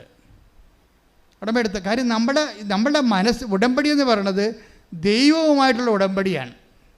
ആ ഉടമ്പടിയിൽ വ്യക്തികളെപ്പോഴും ദൈവ സ്വഭാവം ക്രമേണ പ്രാപിച്ചുകൊണ്ടിരിക്കാൻ ഉള്ള സംവിധാനങ്ങൾ പ്രയോജനപ്പെടുത്താൻ, അല്ല ഒടിച്ചോടിയിട്ട് കാര്യമൊന്നുമില്ല. പ്രാർത്ഥിക്കുക, കർത്താവ് ദൈവമേ, എൻ്റെ വീട്ടിൽ എൻ്റെ ആത്മാവ് വെട്ടിത്തിളങ്ങാൻ ദൈവം സ്ഥാപിച്ചിരിക്കുന്ന വിശുദ്ധീകരണ സാഹചര്യങ്ങളോടെ ദൈവ സ്നേഹത്തോടെ സമീപിക്കുവാൻ എന്നെ സഹായിക്കണമേ. പരിശുദ്ധ പരമ ദിവ്യകാരുണ്യത്തിന് എൻ്റെ മക്കളെ, അച്ഛൻ പറയുന്ന കുഞ്ഞുങ്ങൾക്ക് മനസ്സിലാണില്ലേ? ഇനി എന്താ ചെയ്യണമെന്ന് വെച്ചാൽ, ഇങ്ങനെയുള്ള സിറ്റുവേഷൻ നമ്മുടെ ഭാഗത്ത് വന്നു പോയിട്ടുണ്ടെങ്കിൽ നമുക്ക് അറിയാതെ അനുതാപം ഉണ്ടാകണം. ഞാൻ പറഞ്ഞുകൊണ്ടല്ലേ, ഈ ഉടമ്പടി ധ്യാനം കേൾക്കുമ്പോൾ ആൾക്കാർക്ക് എന്തുകൊണ്ടാണ് അനുതാപം ഉണ്ടാകണത്? ദൈവം അവർക്ക് വിശ്വാസം കൊടുക്കുന്നത് കൊണ്ടാണ് അനുതാപം ഉണ്ടാവും. ഈ അനുതാപം കിട്ടിക്കഴിഞ്ഞാൽ നമുക്കറിയാമല്ലോ, അനുതാപത്തിന് ദൈവം തന്നെ ചില സാഹചര്യങ്ങൾ ഉണ്ടാക്കി തരും. ദൈവം നമ്മളെ വെയിറ്റ് ചെയ്യും. നമ്മളെ വേണമെങ്കിൽ നിങ്ങളുടെ കയ്യിരിപ്പ് കാരണം നിങ്ങളുടെ വഴിക്ക് വിധിക്ക് വിട്ടേക്കാം. പക്ഷേ ദൈവം അവൻ രക്ഷപ്പെടാനുള്ള സാഹചര്യം കൊടുക്കും. ഇപ്പോൾ ആൽബിൻ അങ്ങനെയാണ്. ആൽബിൻ എന്താണ്, ഇവൻ ദൈവത്തെ മറന്ന് ജീവിച്ച ആളാണ് അല്ലേ? പള്ളിയില്ല, പട്ടക്കാരുമില്ല, കുടുംബപ്രാർത്ഥനയില്ല, കുമ്പസാരമില്ല, കുർബാനയില്ല, ഒന്നുമില്ലാതെ അത് വിളിച്ചിട്ടും പോകാതെ 6 കൊല്ലം അതിനേക്കാൾ വലുതാണ് എൻ്റെ പഠനത്തെ ദൈവമായിട്ട് ആരാധിച്ച ആളാണ്. ഭയങ്കര വിഗ്രഹാരാധകനാണ്. ഇപ്പം നിങ്ങളോർക്കും വിഗ്രഹമാണെന്ന് പറയണം വിശുദ്ധ രൂപങ്ങളെ വണങ്ങണമല്ല. ഇതൊരു സ്മരണയിൽ നമ്മൾ ദൈവത്തിന് മുമ്പിൽ നമ്മുടെ വണക്കങ്ങൾ ആചരിക്കുന്നതാണ്.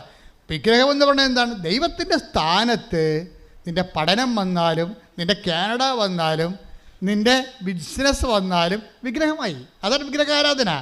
ദൈവത്തിൻ്റെ സ്ഥാനത്ത് എന്താണ് വരണത് നീ നോക്കണം. ഇപ്പം ഞായറാഴ്ച കുർബാനക്ക് വിളിച്ചപ്പോൾ പോയില്ല. എന്താ കാര്യം? എനിക്ക് ഉദ്യോഗസ്ഥന് പഠിക്കാനുണ്ട്. അപ്പോൾ ആരാണ് ദൈവം? അവൻ്റെ പഠനമാണ് പലത് ദൈവം എന്ന് പറയണത്. അവൻ്റെ പഠനമാണ് ദൈവം. അപ്പോൾ ഈ പഠനമാണ് ദൈവം, പഠനം വഴി കിട്ടണ ഉദ്യോഗമാണ് ദൈവം, അവൻ്റെ സ്റ്റാറ്റസാണ് ദൈവം എന്ന് പറഞ്ഞാൽ അതിൻ്റെ അർത്ഥം ആരാണ്? അവനാണ് ദൈവം എന്നതിൻ്റെ അർത്ഥം. കാര്യം പഠിച്ചാൽ എന്ത് കിട്ടും? ഉദ്യോഗം കിട്ടും. ഉദ്യോഗം കിട്ടിയാൽ എന്ത് പറ്റും? സ്റ്റാറ്റസ് കിട്ടും. ആർക്കും സ്റ്റാറ്റസ് കിട്ടും? നമുക്ക്. അപ്പോൾ ആരാണ് ദൈവം? നമ്മൾ. അവനവൻ കടമയാണ് ഈ സംഭവം. അവനവനാണ് ദൈവം എന്നാണ് പറയണത്. നമ്മൾ ദൈവത്തെ മറന്നുകൊണ്ട് വേറെ എന്തെല്ലാം വസ്തു, വീട്, ചില ചേട്ടത്തിമാരൊക്കെ ഞങ്ങട്ടുണ്ട്. അവർ കച്ചവടം നടത്താൻ വേണ്ടി ഇവിടെ വരും. അച്ഛാ, ഒരു കച്ചവടം നടത്തണം, ഒരു കാശുരം വെഞ്ചരിച്ച് കാഷ് ബോക്സിൽ ഇടണം. ഞാൻ പറഞ്ഞ കാഷ് ബോക്സിലൊക്കെ വെഞ്ചരിച്ചൊക്കെ തരാം.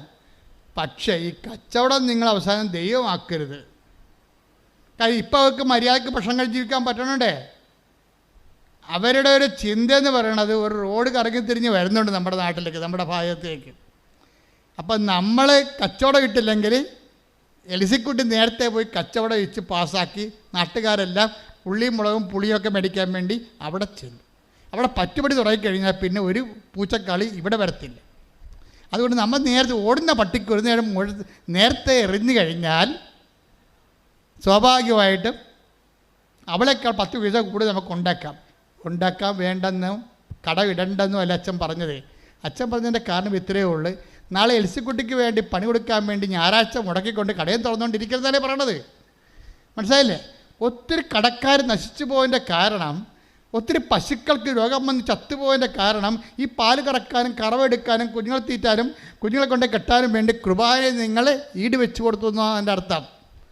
അവർ തിരിച്ചു വരാൻ വേണ്ടി നോൻപ് കാലത്ത് കർത്താവ് ആഗ്രഹിക്കുന്നുണ്ട്. തിരിച്ചു വരട്ടെ. ശ്രുതികട്ടെ. ഹല്ലേലൂയ. കടപ്പുറത്ത് ഒത്തിരി കത്തോലിക്കർക്ക് പണി കിട്ടിയിട്ടുണ്ട്. എങ്ങനെയാണെന്നറിയാമോ?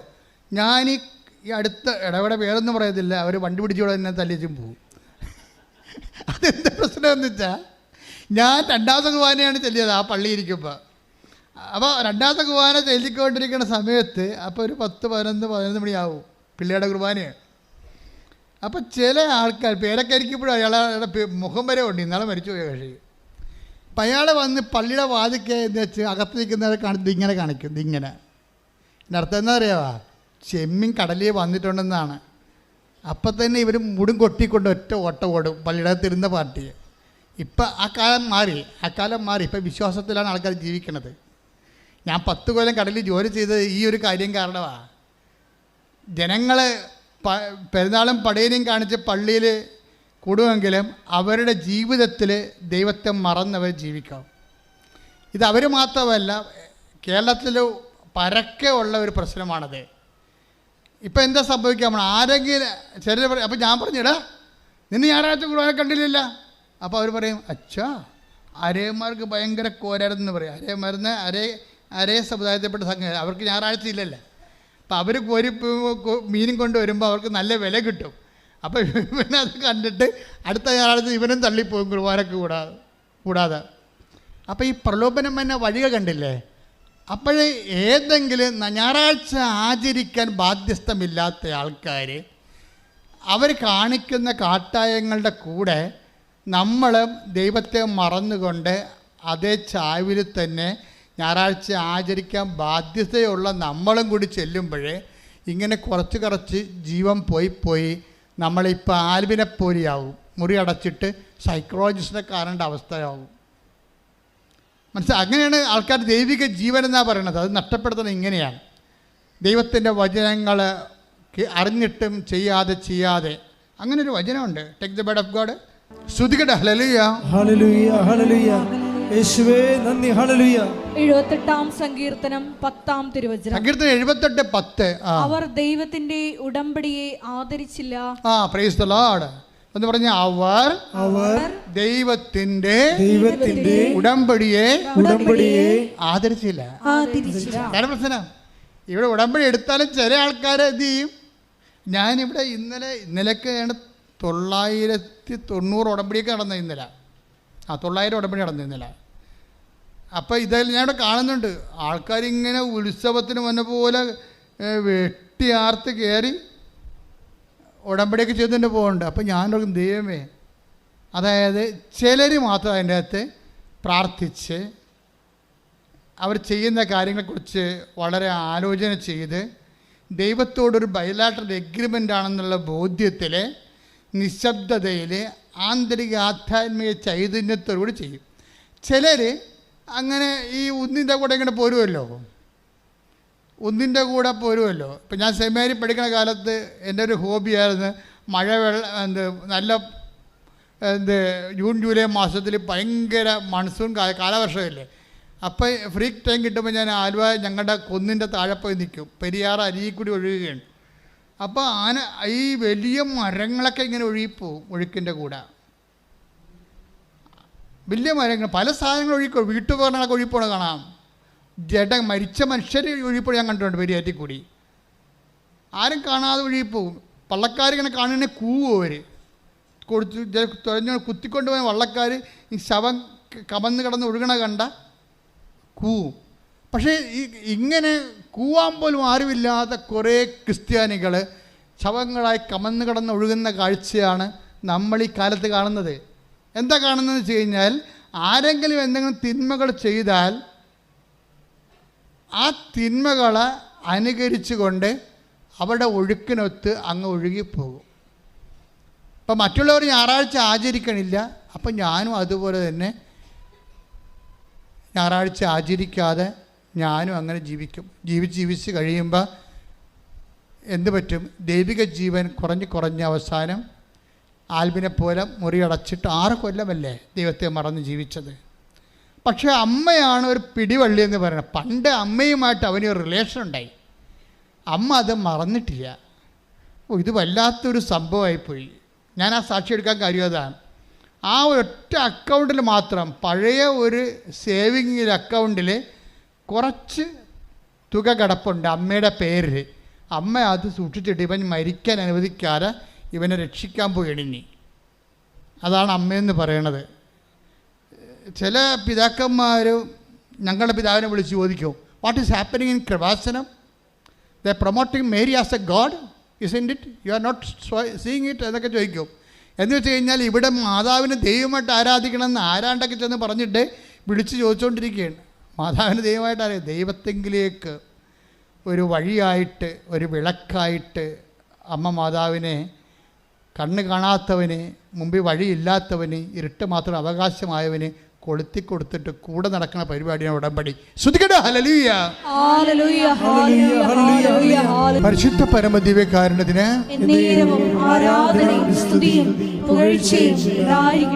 അപ്പം അങ്ങനെ ആൽബിൻ 1-2 പ്രാവശ്യം കൃപാസനത്തിൽ വന്ന് ഉടമ്പടി എടുക്കാൻ പറ്റത്തില്ലെന്ന് പുള്ളിക്ക് അറിയാം. ഒത്തിരി കട്ടിയുള്ള പരിപാടിയാണെന്ന് പുള്ളി പരിചയമില്ലല്ലോ. അപ്പോൾ ഇത്തിരി കട്ടിയുള്ള പരിപാടിയാണെങ്കിലും ഉടമ്പടി എടുക്കാൻ അല്ലെങ്കിലും ഇവിടെ വന്നപ്പോൾ ഒരു സംഭവം ഉണ്ടായി. അത് ഞാൻ മുമ്പ് പറഞ്ഞിട്ടില്ലേ, ഇതിൻ്റെ പിന്നിലെല്ലാം അമ്മയുടെ ഒരു ആദ്യം ദൈവം നമ്മളെ അനുഗമിക്കണം ചെയ്യണമെന്ന് ഞാൻ പറഞ്ഞില്ലേ, അതാണ് ശരിയാണ്. പിന്നെ നമ്മൾ ദൈവത്തെ അനുഗമിക്കും. ആദ്യകാലങ്ങളെല്ലാം ഇപ്പം അമ്മ ഇവിടെ വന്നു കഴിഞ്ഞപ്പോൾ മാതാവിനെ കാണാൻ വേണ്ടി ഇവനോട് അടുത്ത് വരാൻ പറഞ്ഞ്. ആരും പറഞ്ഞില്ല, അവൻ്റെ മനസ്സിൽ തന്നെ അവൻ്റെ അന്തരംഗം എനിക്ക് അമ്മയെ അടുത്ത് പോയി കാണണം, അമ്മയെ അടുത്ത് പോയി കാണണമെന്ന് മനസ്സിൽ തോന്നുകയും ഒരു തണുത്ത കാറ്റും സുഗന്ധവും അടിച്ചപ്പോൾ വീണ്ടും അന്തരംഗം പറഞ്ഞു, നീ അടുത്ത് വരരുത്, നീ പോയി കുമ്പസാരിച്ചിട്ട് വരാൻ പറയും. അവൻ തിരിച്ചു പോകും. അതെല്ലാം അമ്മ ഇവനെ നയിക്കുന്ന വഴികളാണ്. നീ അടുത്ത് വരരുത്, അടുത്ത് വരാൻ പറഞ്ഞാൽ ഞാൻ തന്നെയാണ്. പക്ഷെ അടുത്ത് വരണതിന് മുമ്പ് എന്താണ്, വർഷങ്ങളായി നീ അവിശുദ്ധിയിലാണ് ജീവിക്കണത്. അവൻ്റെ അവിശുദ്ധിയൊന്നുമില്ല, അവൻ ആരെയും കൊല്ലാൻ പോയില്ല. അവൻ്റെ ആത്മാവിന് അവൻ തന്നെ കൊന്ന കേസാണ്. നമ്മൾ പറഞ്ഞില്ല ഞാൻ ആരെയും കൊന്നിട്ടില്ലെന്ന്. ഞാൻ എൻ്റെ ഒരു ബന്ധുവിന് അവസാന നിമിഷങ്ങൾ കാണാൻ പറ്റുന്നപ്പോഴും പറഞ്ഞതാണ് ഞാൻ ആരെയും കൊന്നിട്ടില്ലെന്ന് പറഞ്ഞത്. ശരിയാണ്, എല്ലാവരും അങ്ങനെ പറയും. പക്ഷെ നമ്മളെ തന്നെ കൊന്നിട്ടുണ്ട്, നമ്മളിലുള്ള ദൈവിക ജീവനെ കൊന്നിട്ടുണ്ട്. അതുകൊണ്ടാണ് ആദ്യം നമ്മൾ കൊന്നത് നമ്മുടെ വിശ്വാസത്തെയാണ്. നീ ഇന്നും അനുതാപമില്ലാതെ തന്നെയാണ് നിനക്കങ്ങനെ ഒരു മാനസിക അവസ്ഥ ഉണ്ടെങ്കിൽ നീ കൊന്നിരിക്കുന്നത് നിൻ്റെ വിശ്വാസത്തെയാണ്. എന്താ കാര്യം? വിശ്വാസവും അനുതാപവും ഏതാണ്ട് ഒരേ വാക്കുകൾ തന്നെയാണ്. അനുതാപം ഇല്ലെങ്കിൽ അതിൻ്റെ അർത്ഥം എന്താണ്? വിശ്വാസമില്ലെന്നാണ്. അനുതാപം ഉണ്ടെങ്കിൽ അതിൻ്റെ അർത്ഥം എന്താണ്? വിശ്വാസം ഉണ്ടെന്നാണ്. കർത്താവിൻ്റെ പ്രവർത്തനങ്ങൾ തുടങ്ങുന്നത് അങ്ങനെയാണ്. ഈശോ ആദ്യമായിട്ടും ഭൂമിയിൽ തൻ്റെ പ്രവർത്തനങ്ങൾ തുടങ്ങുന്നത് ഈ പ്രെമിസിൽ വെച്ചാണ്. എന്താണ്? അനുതപിക്കുക. പറഞ്ഞേ, സുവിശേഷത്തിലെ വിശ്വസിക്കുക. മർക്കോസ് 1:15 എടുത്ത് ശ്രദ്ധിക്കട്ടെ. ഹല്ലേലൂയ ഹല്ലേലൂയ ഹല്ലേലൂയ യേശുവേ നന്ദി. ഹല്ലേലൂയ ഹല്ലേലൂയ ഹല്ലേലൂയ ഹല്ലേലൂയ ഹല്ലേലൂയ ഹല്ലേലൂയ. മർക്കോസ് 1:15. അവൻ പറഞ്ഞു, സമയം പൂർത്തിയായി, ദൈവരാജ്യം സമീപിച്ചിരിക്കുന്നു, അനുതപിച്ച് സുവിശേഷത്തിൽ വിശ്വസിക്കുവിൻ. 14 വായിച്ചേ.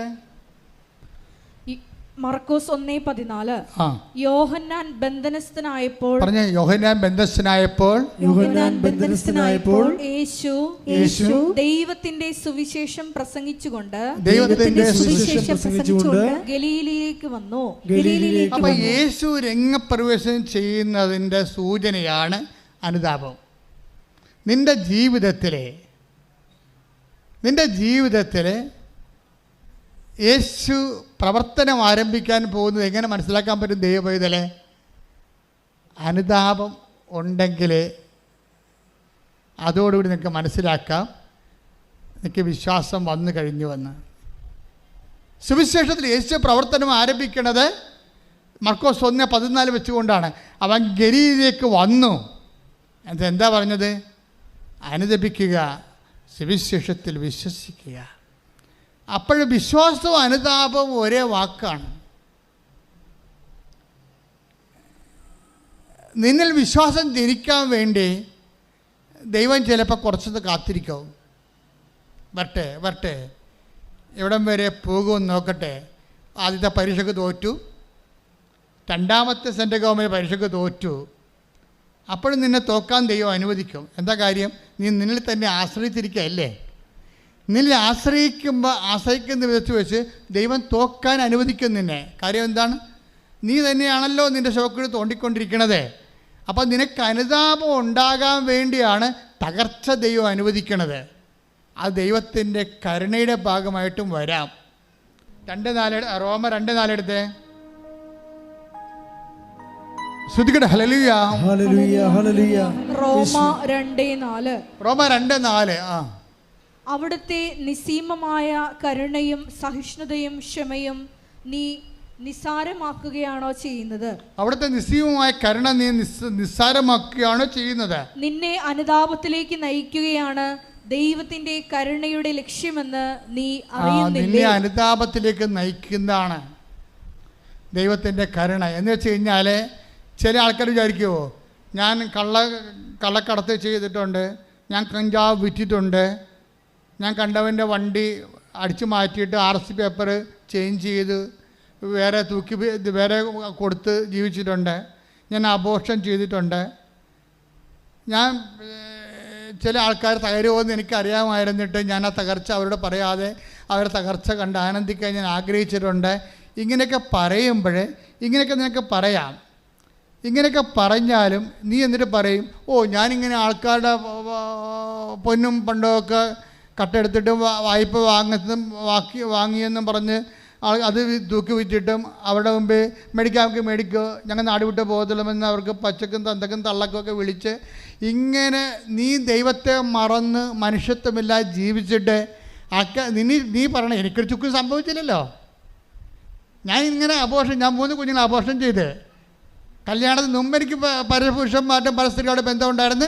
കല്യാണത്തിന് ശേഷം എനിക്ക് പരപുരുഷന്മാരും പരസ്ത്രീകളുടെ ബന്ധമുണ്ട്. എനിക്കതിന് കുഴപ്പമില്ല. എനിക്ക് വല്ല സിബിലിസും വന്നാൽ, എനിക്ക് വല്ല എയ്ഡ്സും വന്നാൽ, എനിക്ക് വല്ല ആരോഗ്യമുണ്ട് എന്ന് നീ പറഞ്ഞിട്ട് കാര്യമില്ല. ഇത് ദൈവത്തിൻ്റെ കരുണയാണെന്ന് പറഞ്ഞ മനസ്സിലായ? നീ ആരോഗ്യത്തെ ഇത്രയും പാപകരമായ ജീവിതത്തിലൂടെ പോയിട്ടും ഇത്രയും കള്ളക്കടവും തോന്നിവാസവും വഞ്ചനയും എല്ലാം നീ കാണിച്ചിട്ടും ഇപ്പോഴും നീ ആരോഗ്യമായിട്ട് നിലനിൽക്കണം. എന്താണ് കാരണം? റോമ 2:4 വായിച്ച്. നിന്നെ അനുതാപത്തിലേക്ക് നയിക്കുകയാണ് ദൈവത്തിന്റെ കരുണയുടെ ലക്ഷ്യമെന്ന് നീ അറിയുന്നില്ലേ? അതാണ്. എന്താ ഒന്ന് പറഞ്ഞേ.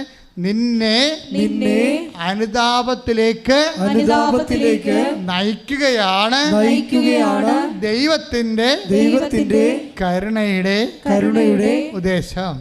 അപ്പൊ ഇത്രയും നാളെ നീ അബദ്ധങ്ങളെല്ലാം കാണിച്ചിട്ടും നിനക്ക് കുഴപ്പമൊന്നുമില്ല. പിന്നെ ദൈവം ഇങ്ങോട്ട് പോകുന്ന എൻ്റെ മൂക്കി കയറ്റി കളയും. പോയി പണി നോക്കടാ, പോയി തൂങ്ങണം എന്നൊക്കെ പറഞ്ഞുകൊണ്ട് നന്മയിലേക്ക് പോകുന്ന നമ്മളെയും തിന്മയിലേക്ക് കൊണ്ടുവരുവരെ.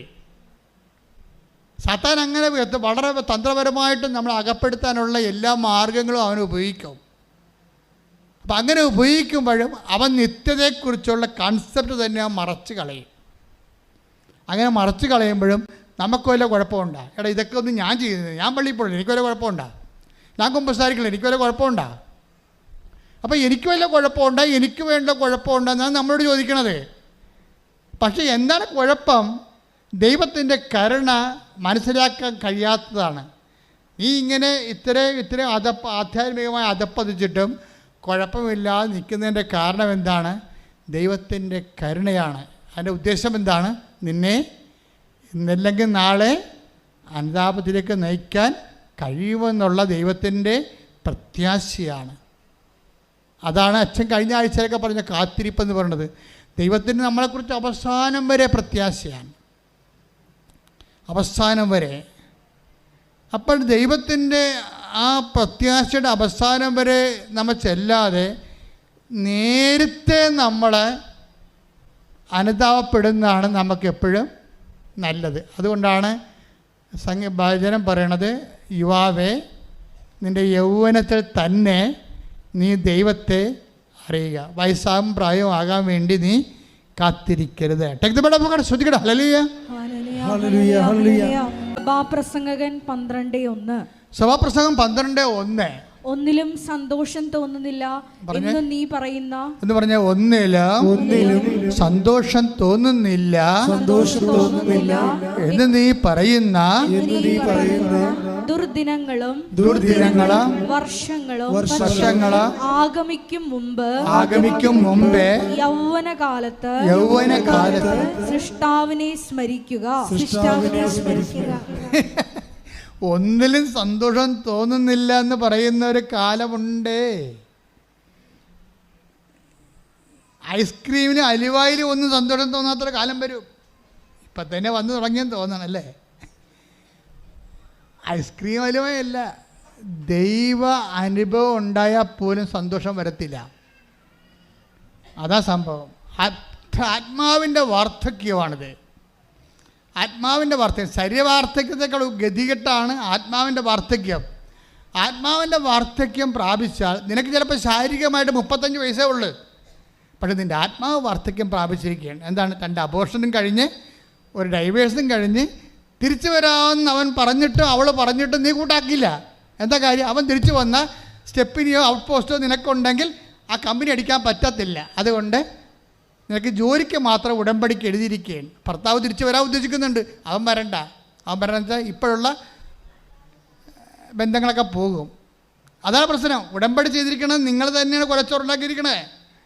ഇതൊന്നും ഇങ്ങനെ കണ്ണടത്തൊന്നും ഇരുട്ടാക്കി അങ്ങനെ പെട്ടെന്ന് ഇരുട്ടാകത്തില്ല. മരമറിയാതെ കൊടിയിട്ടിട്ട് കാര്യമില്ല. നിങ്ങൾ ഇപ്പോൾ ഒരു ഉടമ്പടിയിൽ നിങ്ങൾ വെച്ചിരിക്കണത് വിദേശ ജോലിയാണ് വെച്ചിരിക്കണത്. അപ്പോൾ കർത്താവ് ചോദിക്കും, ഭർത്താവുണ്ടല്ലോ, ഭാര്യ ഉണ്ടല്ലോ, അവരോട് പിരിഞ്ഞു നിൽക്കാമല്ലേ, അവൻ തിരിച്ചു വരാമെന്ന് പറഞ്ഞിട്ടുണ്ടല്ലോ, അവൾ തിരിച്ചു വരാമെന്ന് പറഞ്ഞിട്ടുണ്ടല്ലോ, എന്നിട്ട് നീ എന്താ അതിനൊന്നും അതിനെക്കുറിച്ച് ഉടമ്പടി ഒന്നും അതും വേണ്ട, ജോലി മാത്രം മതിയെന്ന്. അതൊന്നും വേണ്ട, ജോലി മാത്രം മതിയെന്ന്. ഇപ്പോഴും ജഡത്തിന് വേണ്ടിയാണ് ഇവർ ജോലി എടുക്കുന്നത്. ഇവൾക്ക് 35 വയസ്സുണ്ടെങ്കിലും ആത്മാവിന് വാർദ്ധക്യമാണ്. നമ്മളെ ഈ സഭാപ്രസംഗി ശാരീരിക വാർദ്ധക്യത്തെക്കുറിച്ച് പറയുകയാണ്. ഒന്നിനും സന്തോഷം വരാത്തൊരു 90 വയസ്സുണ്ടാകുമെന്ന്. 90 വയസ്സ് 35 വയസ്സുള്ളപ്പോഴും ആത്മാവിന് 90 വയസ്സുണ്ടാകുന്ന ഒരു പ്രതിഭാസം ഇവിടെ നിലനിൽക്കുന്നുണ്ട്. എന്ന് വെച്ചാൽ പാപത്തെ അതൊരു ആഡംബരമായി കണ്ടുകൊണ്ട്, ദൈവത്തെ അംഗീകരിക്കുന്നത് പോരായ്മയെ കണ്ടുകൊണ്ട്. ശ്രദ്ധിക്കട്ടെ. ഹല്ലേലൂയ, റോമ 1:29. റോമ 1:28. ദൈവത്തെ അംഗീകരിക്കുന്നത് പോരായ്മയായി അവർ കരുതിയത് നിമിത്തം. ഒന്ന് പറഞ്ഞേ, ദൈവത്തെ അംഗീകരിക്കുന്നത് പോരായ്മയായി അവർ കരുതിയത് നിമിത്തം അധമവികാരത്തിനും അനുചിത പ്രവർത്തികൾക്ക് ദൈവം അവരെ വിട്ടുകൊടുത്തു. അടുത്ത വായിച്ചേ. അവർ എല്ലാ തരത്തിലുമുള്ള അനീതിയും ദുഷ്ടതയും അത്യാഗ്രഹവും തിന്മയും നിറഞ്ഞവരാണ്. അസൂയ, കൊലപാതകം, ഏഷണി, കലഹം, വഞ്ചന, പരദ്രോഹം എന്നിവയിൽ അവർ മുഴുകുന്നു.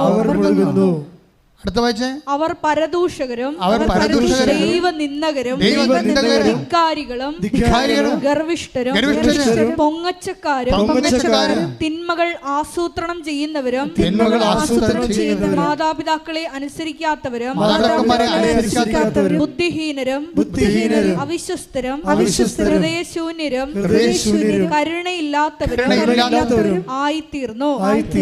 ഇത്തരം കൃത്യങ്ങൾ ചെയ്യുന്നവർ മരണാർഹരാണ് എന്ന ദൈവകൽപ്പന അറിഞ്ഞിരുന്നിട്ടും അവർ അവ ചെയ്യുന്നു. മാത്രമല്ല അങ്ങനെ ചെയ്യുന്നവരെ അംഗീകരിക്കുകയും ചെയ്യുന്നു. അങ്ങനെ ചെയ്യുന്നവരെ നിങ്ങൾ ചെയ്യുക മാത്രമല്ല, അത് ചെയ്യാതിരിക്കുക മാത്രമല്ല, അങ്ങനെ ചെയ്യുന്നവരെ അംഗീകരിക്കുകയും ചെയ്യുന്നു. കർത്താവ് പറഞ്ഞ വാക്ക്, ആകാശം മാറിപ്പോകും. കാലങ്ങൾ, ആകാശം എന്ന് പറയുന്നത് ടൈമാണ്. Time is the measurement of movements. ചലനങ്ങളുടെ ആകത്തുകയും ഏകവുമാണ് സമയം. ആകാശം അത് മാറിപ്പോകും. സമയം മാറാം, കാലങ്ങൾ മാറാം. ബൈബിൾ എഴുതിയ കാലത്തല്ല ഇപ്പം നമ്മൾ ജീവിക്കണമെന്ന് പറഞ്ഞുകൊണ്ടാണ് ഈ അണ്ണന്മാർ ഈ സ്വർഗ്ഗ ഭോഗികൾ ആശ്രമിച്ചിരിക്കണത്. ബൈബിളിൻ്റെ കാലമല്ല ഇത് വേറെ കാലമാണ് എന്ന് പറഞ്ഞുകൊണ്ടാണ് തിന്മയ്ക്ക് ആശീർവാദം കൊടുത്തിരിക്കുന്നത്. അങ്ങനെ അംഗീകരിക്കുന്നവരെ കുറിച്ചാണ് പറയണത്. അവർ ചെയ്യത്തില്ല, പക്ഷെ അങ്ങനെ ചെയ്യുന്നവരെ അംഗീകരിക്കുന്നു. അത് നിങ്ങളുടെ വിഷയത്തിൽ നിങ്ങളെ പകുതി മനുഷ്യർ, ഞാൻ ഈ ആൾക്കാരെ നിൽക്കുമ്പോൾ എനിക്ക് മനസ്സിലായൊരു സത്യം, പാപം ഡയറക്റ്റ് ചെയ്യുന്നവരെക്കാൾ പാപികളായുടെ എണ്ണം കൂടിയിരിക്കുന്നത് അംഗീകരിക്കുന്ന ആൾക്കാരിലാണ്. അവിടെ തിന്മ അംഗീകരിക്കുന്നു. ഇപ്പോൾ അബോർഷൻ ചെയ്യാൻ വേണ്ടി ഒരു ആവശ്യമില്ല. അബോർഷൻ ചെയ്യാൻ വേണ്ടി ആശുപത്രി കൂട്ടിക്കൊണ്ടു പോകുന്ന ആൻറ്റിമാരില്ലേ, അവിടെ കാര്യത്തിൽ തീരുമാനമായിട്ടുണ്ട്. നീ അവളുടെയൊക്കെ നല്ല പിള്ള ചമയാൻ വേണ്ടിയാണ് നീ ആ പണി കാണിക്കണത്. ദൈവത്തെ മറന്ന് അവൾക്കും നിനക്കും പണി വരുന്നുണ്ട് അവറാച്ച. എന്താ കാര്യം? ആകാശവും ഭൂമിയും മാറിയാലും ഞാൻ നിങ്ങളോട് പറഞ്ഞ വാക്കിന് മാറ്റമില്ല. കർത്താവിൻ്റെ വാക്കിന് മാറ്റമില്ല. സഭയുടെ വിശുദ്ധി നിലനിൽക്കുന്നത് പാരമ്പര്യത്തെക്കാളുപരി കർത്താവിൻ്റെ വചനത്തിലാണ്. ഈ വചനത്തെ വളച്ചൊടിക്കുമെന്ന് ഓരോരോ കാലഘട്ടത്തിന് പറ്റുന്ന രീതിയിൽ പൊക്കിയും താത്തിയും കെട്ടുമെന്നൊക്കെ കർത്താവിനറിയാം. അതുകൊണ്ടാണ് കർത്താവ് സെസ് ഏർപ്പെടുത്തിയിരിക്കുന്നത്. എന്താണ്? 21:34 എന്താ വായിച്ചേ? മത്തായി 24:35. ആകാശവും ഭൂമിയും കടന്നു പോകും, എന്നാൽ ആകാശവും ഭൂമിയും കടന്നു പോകും, എന്നാൽ എന്റെ വചനങ്ങൾ കടന്നു പോവുകയില്ല. അപ്പം കർത്താവിൻ്റെ വാക്കിന് മാറ്റം ഉണ്ടാകത്തില്ല എന്നർത്ഥം. എൻ്റെ മക്കളെ, നമ്മുടെ വിശുദ്ധി എന്ന് പറയുന്നത് എന്താണ്? നമ്മുടെ വിശുദ്ധി എന്ന് പറയുന്നത് ഒരു അനുഷ്ഠാനക്രമം എന്നതിനേക്കാൾ ഉപരി വചനത്തോടുള്ള നമ്മളെ റെസ്പോൺസീവ് റിയാക്ഷനാണ് നമ്മുടെ വിശുദ്ധിയുടെ ആസ്പദങ്ങളെന്ന് പറയുന്നത്. അതാ കർത്താവ് പറഞ്ഞത്, ഞാൻ നിങ്ങളോട് പറഞ്ഞിട്ടുള്ള വചനം നിമിത്തം നിങ്ങൾ വിശുദ്ധിയുള്ളവരായിരിക്കുന്നു. നമ്മൾ വിശുദ്ധീകരിക്കുന്ന അടിസ്ഥാന ഘടകം എന്താണ്? കർത്താവിൻ്റെ വചനമാണ്. അപ്പോൾ ആരെല്ലാം എങ്ങനെ വ്യാഖ്യാനിച്ചാലും ദൈവത്തിൻ്റെ വചനത്തിൽ എന്താണ് എഴുതിയിരിക്കുന്നത് അതാണ് നിൻ്റെ ആത്മാവിനെ അടിസ്ഥാനപ്പെടുത്തി അവസാനത്തെ ക്വസ്റ്റ്യനെയർ തയ്യാറാക്കിയിരിക്കുന്നത്. ഞാൻ രോഗിയായിരുന്നു, നിങ്ങളെന്നെ സന്ദർശിക്കുമെന്ന് പറഞ്ഞാൽ ആ രോഗിക്ക് രോഗി എന്നുള്ള അർത്ഥം മാത്രമേ ഉള്ളൂ. അത് വെച്ച് തന്നെയാണ് അന്ത്യവിധി വരാൻ പോണത്. ആ വചനം വെച്ച് തന്നെയാണ് അന്ത്യവിധി വരണത്. ഉടമ്പടി എന്തുകൊണ്ടാണ് ഇത്രയും നിന്ന് ജ്വലിക്കണത്? ഉടമ്പടി എന്താണ് എടുക്കുന്നവർ അവരുടെ ജീവിതം വീണ്ടെടുക്കണത്? അത് കർത്താവിൻ്റെ വചനത്തെ അടിസ്ഥാനപ്പെടുത്തിക്കൊണ്ട് കർത്താവിൻ്റെ വചനത്തിന് അനുപേക്ഷണീയമായിട്ട് ജീവിതം പുനഃക്രമീകരിച്ചുകൊണ്ട് വിശുദ്ധിയുടെ വസ്ത്രങ്ങളണിഞ്ഞ് കുഞ്ഞാടിൻ്റെ രക്തത്തിൽ തങ്ങളുടെ വസ്ത്രം കഴുകി വെളുപ്പിച്ച സഹനങ്ങളിലൂടെ കടന്നു പോന്നുകൊണ്ട് ക്രിസ്തുവിൻ്റെ നാമത്തിൽ സഹനം ഏറ്റെടുത്തുകൊണ്ട് സുവിശേഷത്തിൻ്റെ സാക്ഷ്യമായിക്കൊണ്ട് വിശുദ്ധന്മാരുടെ ഗണത്തിലേക്ക് ജനങ്ങൾ ഇങ്ങനെ അനുദിനം കൂടിക്കൂടി വരുന്ന കാഴ്ചയാണ് ഉടമ്പടി ജീവിത സാക്ഷ്യങ്ങളോട് കാണുന്നത്. കൈയടിച്ച് കർത്താവേ, പരിശുദ്ധ പരമ ദിവ്യകാരുണ്യത്തിന് എൻ്റെ പ്രിയപ്പെട്ടവരെ, ഈ ആൽബിൻ്റെ ദൈവ അനുഭവ മുന്നേറ്റങ്ങളെ നമ്മൾ സുവിശേഷ വിഹിതമായി വിലയിരുത്തുമ്പോൾ നമുക്ക് കിട്ടുന്ന ഒരു നെറ്റ് റിസൾട്ട് എന്ന് പറയണത്, ആൽവിൻ ഉടമ്പടി എടുക്കാൻ വേണ്ടി അവസാനം കുമ്പസാരിച്ചിട്ട് കൃപാന കൈക്കൊണ്ടിട്ട് അവൻ അവസാനം ഉടമ്പടി എടുക്കാൻ വേണ്ടി വരും. കാര്യം എന്താണ്? ആദ്യം ദൈവം അവനെ അനുഗമിക്കാൻ തുടങ്ങി. ഇപ്പോഴെന്നാ പറ്റിയിരിക്കണത്? ദൈവത്തെ അവൻ അനുഗമിക്കാൻ തുടങ്ങി. മഴ കണ്ട, കാലാവസ്ഥ മഴ കണ്ട. അങ്ങനെ വന്നപ്പോൾ അവൻ ഉടമ്പടി എടുത്തു. ഉടമ്പടി എടുത്തപ്പോൾ അവന് ഇപ്പോൾ ഒരു ജോലി അവന് സെൻട്രൽ ഗവൺമെൻറ് ഉണ്ട്, ഷിഫ്റ്റ് സമ്പ്രദായമാണ്. അപ്പോൾ അവൻ ഉടമ്പടി എടുത്ത് കഴിഞ്ഞപ്പോൾ ഇങ്ങനെ വിശുദ്ധീകരിച്ച് അതിൻ്റെ തക്ക യോഗ്യതയോടുകൂടി ഉടമ്പടി എടുത്ത് കഴിഞ്ഞപ്പോൾ താഴെ വന്നപ്പോൾ 16 മിസ് കോൾ വന്ന് കമ്പനി വിളിച്ചിരിക്കുകയാണ്. നീ എന്താ ആൽബിൻ വരാത്തത്? അപ്പോൾ അവൻ പറഞ്ഞു എനിക്ക് നൈറ്റ് ഷിഫ്റ്റ് ആണെന്ന് പറഞ്ഞേ. അല്ലടാ, ഇന്ന് നൈറ്റ് ഷിഫ്റ്റ് ഇല്ല എന്ന് പറഞ്ഞ്. ഇന്ന് നൈറ്റ് ഷിഫ്റ്റ് ഇല്ല, നിൻ്റെ ഷിഫ്റ്റാണ് ഇപ്പോൾ നടന്നുകൊണ്ടിരിക്കണത്. അപ്പോഴവൻ പറഞ്ഞു, എൻ്റെ അമ്മേ, ഇന്ന് നൈറ്റ് ഷിഫ്റ്റ് ഇല്ലെന്ന് എന്നോട് പറഞ്ഞില്ലല്ലോ. അവരാരും പറഞ്ഞില്ല. ഇന്ന് നൈറ്റ് ഷിഫ്റ്റ് ഇല്ല എന്ന് അവർ പലരോടും പറഞ്ഞാണ് ആൽബിനോട് പറയാൻ വേണ്ടി. ആൽബിനോട് ആരും പറഞ്ഞില്ല ഇന്ന് നൈറ്റ് ഷിഫ്റ്റ് ഇല്ലെന്ന്. അത് മറച്ചു വെച്ചു. ഇന്ന് നൈറ്റ് ഷിഫ്റ്റ് ഇല്ല എന്ന് ഞാൻ അറിഞ്ഞിരുന്നെങ്കിൽ ഞാനിന്ന് ഉടമ്പടി എടുക്കാൻ വരത്തില്ല. അപ്പോഴമ്മയാണ് മറച്ചു വെച്ചത്. ഞാൻ ഉടമ്പടി എടുക്കാനെന്ന്. ശ്രുതികട ഹല്ലേലൂയ.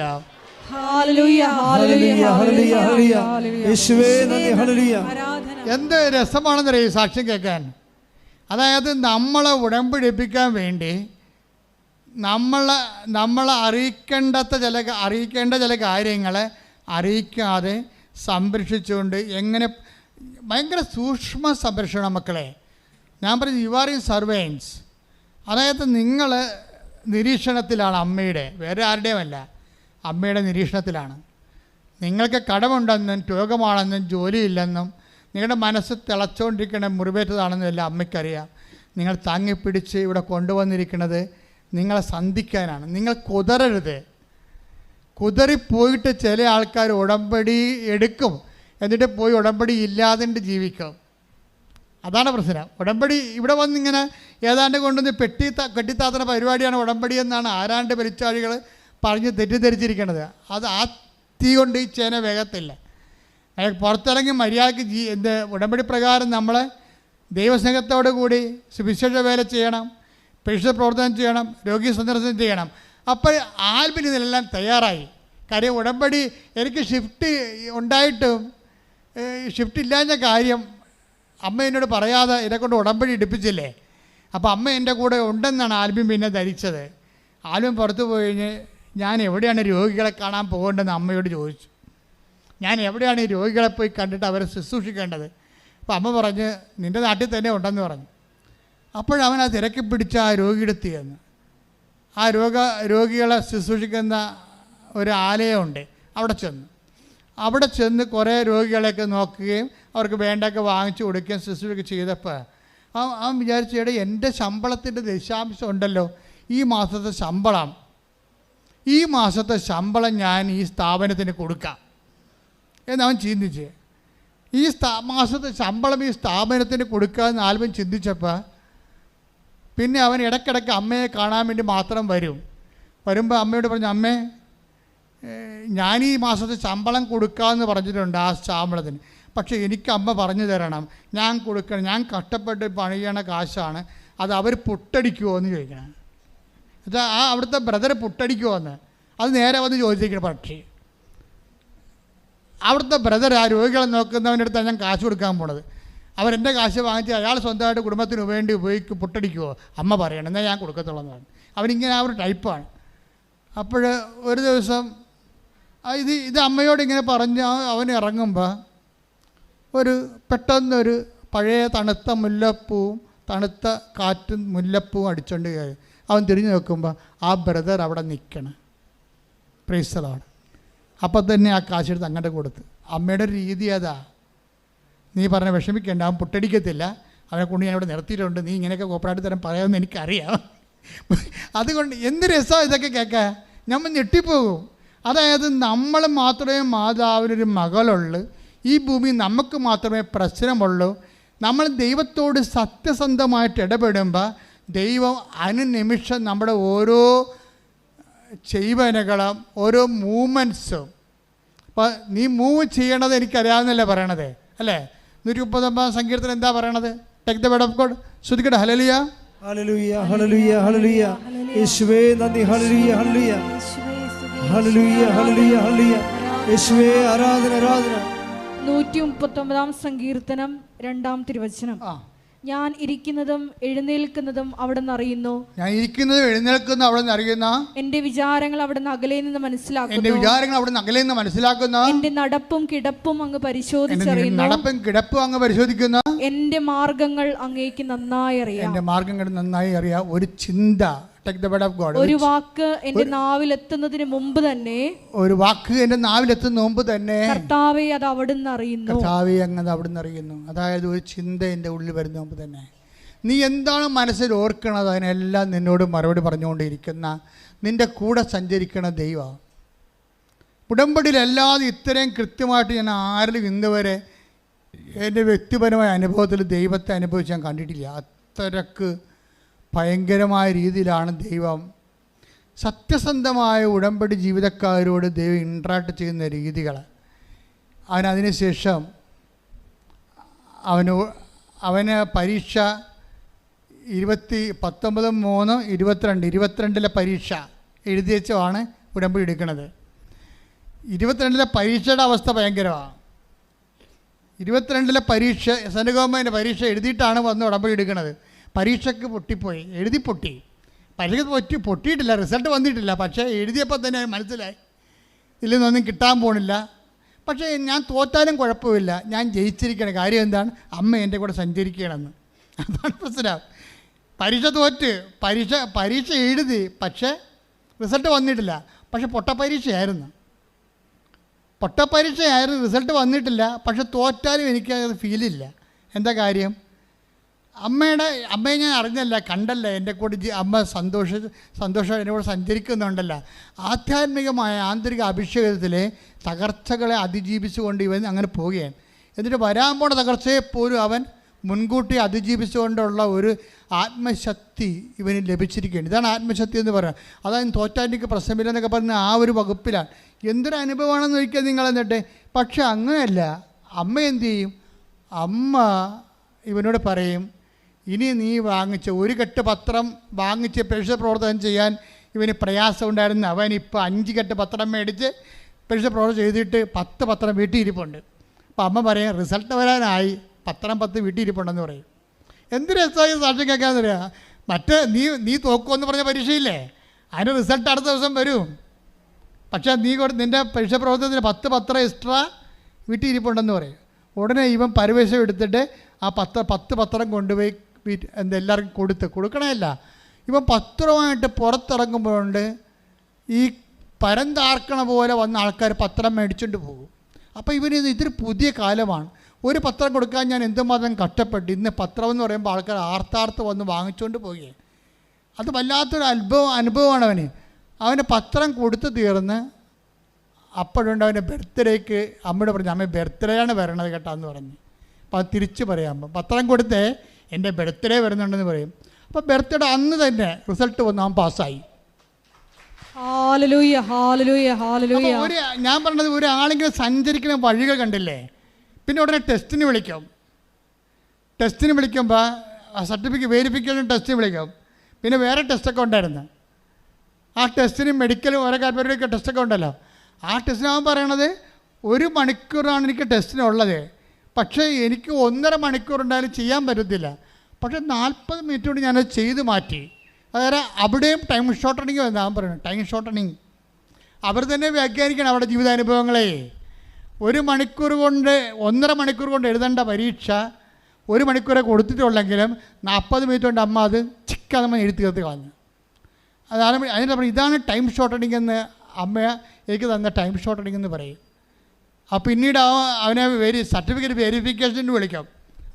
സർട്ടിഫിക്കറ്റ് വെരിഫിക്കേഷന് വേണ്ടി വിളിക്കുന്ന ആൾ ഹൈദരാബാദിൽ നിന്നൊരു ഹിന്ദിക്കാരത്തെ വിളിക്കും. ഇംഗ്ലീഷ് ഹിന്ദിയിൽ സംസാരിക്കും. നിനക്ക് 1-ാം തീയതി 2-ാം തീയതി സർട്ടിഫിക്കറ്റ് വെരിഫിക്കേഷൻ ആണെന്ന് പറയും. അപ്പോൾ ഉടനെ യെസ് മാഡം ഞാൻ റെഡി എന്നൊക്കെ പറഞ്ഞ് ഞാൻ ഓക്കെ ആണെന്നൊക്കെ പറയും. പക്ഷേ ഇവൻ പറയും എൻ്റെ സർട്ടിഫിക്കറ്റ് വെരിഫിക്കേഷൻ ഈ ഹിന്ദിക്കാരത്തിനെ വരണമെങ്കിൽ എൻ്റെ കാര്യം കട്ടപ്പോയിരിക്കും. എനിക്ക് ഹിന്ദി അറിയാൻ പറ്റും, മണ്ണം കെട്ടി അറിയാൻ പറ്റില്ല. അമ്മേ എങ്ങനെയെങ്കിലും മലയാളി വെക്കാൻ പറ്റുമോ എന്ന് ചോദിക്കും.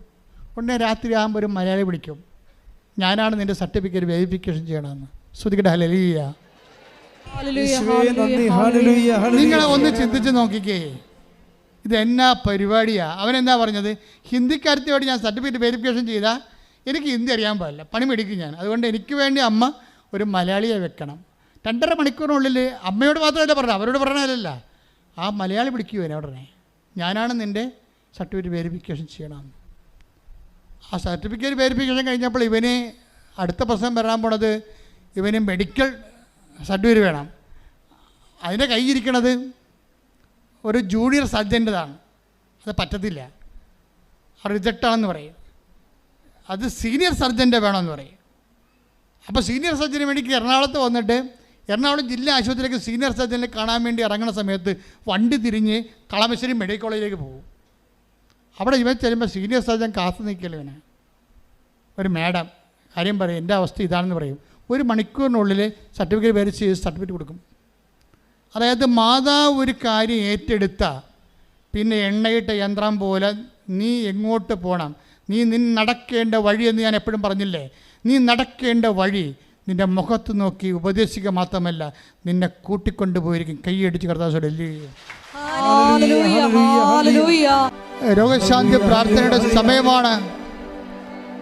കർത്താവേ അന്ധന് കാഴ്ച നൽകിയവനെ, കർത്താവെ ചെകിടിന് കേട് നൽകിയവനെ, കർത്താവെ ഊമന് സംഭാഷണ ശക്തി നൽകിയവനെ, കർത്താവെ മഹോദരോഗ്യം സുഖപ്പെടുത്തിയവനെ, കർത്താവെ തലവാരോഗ്യം സുഖപ്പെടുത്തിയവനെ, കർത്താവെ മരിച്ചവനെ ഉയർപ്പിച്ചവനെ, നിന്റെ തിരുനാമം സ്തുതി പറയുന്ന കർത്താവെ, ഉച്ച മുതൽ ഉള്ളങ്കാൽ വരെ ഓരോ കോശങ്ങളിലും ഓരോ പെശികളിലും രക്തഞരമ്പുകളിലും ആന്തരിക അവയവങ്ങളിലും തലച്ചോറിലും തൊണ്ടയിലും ഹൃദയത്തിലും കരളിലും ഉദരത്തിലും കുടലിലും ആന്തരിക അവയവങ്ങളിലും ഗർഭാശയത്തിൽ മൂത്രാശയത്തിൽ ആമാശയത്തിൽ വൃഷണങ്ങളിൽ കർത്താവ് അസ്ഥികളിൽ പേശികളിൽ കർത്താവിൻ്റെ രക്തം പടരട്ടെ. ഉച്ച മുതൽ ഉള്ളങ്കാൽ വരെ കർത്താവിൻ്റെ രക്തം പടരട്ടെ. നടുവിലെ കിഡ്നികൾ, കരളുകൾ, ഹൃദയം, സ്പോണ്ടിലോസിസ്, ഞരമ്പുകൾ, നാടിഞരമ്പുകൾ, അസ്ഥികൾ, നടുവല്ലുകൾ, ഇടുപ്പല്ലുകൾ, എല്ലാ ക്യാൻസർ രോഗികൾ, കരരോഗികൾ, കിഡ്നി രോഗികൾ, ത്വക്ക് രോഗികൾ, അർസസ് രോഗികൾ, അൾസർ രോഗികൾ, PCOD രോഗികൾ, കർത്താവേ എയ്ഡ്സ് രോഗികൾ, യേശുവിൻ്റെ നാമത്തിൽ എപ്പിലെപ്സി രോഗികൾ കർത്താവിൻ്റെ നാമത്തിൽ സൗഖ്യം പ്രാപിക്കട്ടെ. കർത്താവിൻ്റെ നാമത്തിൽ സൗഖ്യം പ്രാപിക്കട്ടെ. യേശു ക്രിസ്തു ഉന്നതമായ നാമത്തിൽ സഭയുടെ അധികാരത്തിൽ കുരിശിൻ്റെ അടയാളത്തിൽ ദൈവശക്തിയാൽ മാർഗരോഗങ്ങൾ തീരാവേദികൾ യേശുവിന്റെ നാമത്തിൽ മാറിപ്പോകട്ടെ. സുഖപ്പെട്ടുകൊണ്ട് യേശുവിന്റെ നാമം മഹത്വപ്പെടുവാൻ ഈ ആരാധനയിലൂടെ കരുണയാകണമേ. Hallelujah hallelujah.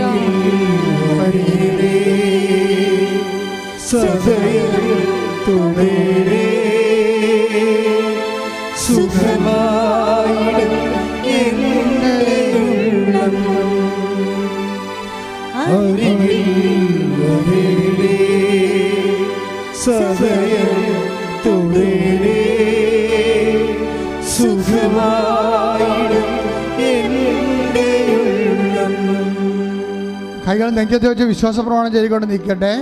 ജോലിയില്ലാത്തവര്, വീടില്ലാത്തവര്, കുടുംബ തകർച്ച വന്നവർ പോയവര്, തൊഴിൽ തകർച്ച വന്നു പോയവര്, വരുമാനമില്ലാത്തവർ, മുട്ടിയവര്, കുടുംബ ബന്ധങ്ങൾ അകന്ന് ജീവിക്കുന്നവർ, അങ്ങനെ വ്യത്യസ്തങ്ങളായ വിഷമത അനുഭവിക്കുന്നവർക്ക് വേണ്ടി പ്രാർത്ഥിക്കുന്ന സമയമാണ്. ശ്രുതികട്ടെ കർത്താവേ, ശ്രുതികട്ടെ. കർത്താവിന്റെ ഉന്നതമായ നാമത്തിന് സ്വന്തം ചെയ്യുന്ന കർത്താവേ, കർത്താവേ നിന്റെ വിശുദ്ധ പൗരോഹിത്യത്തെ മഹത്വപ്പെടുത്തുന്ന കർത്താവേ, കർത്താവ് സഭയിലുള്ള സാന്നിധ്യം പ്രകടമാക്കണമേ കർത്താവേ.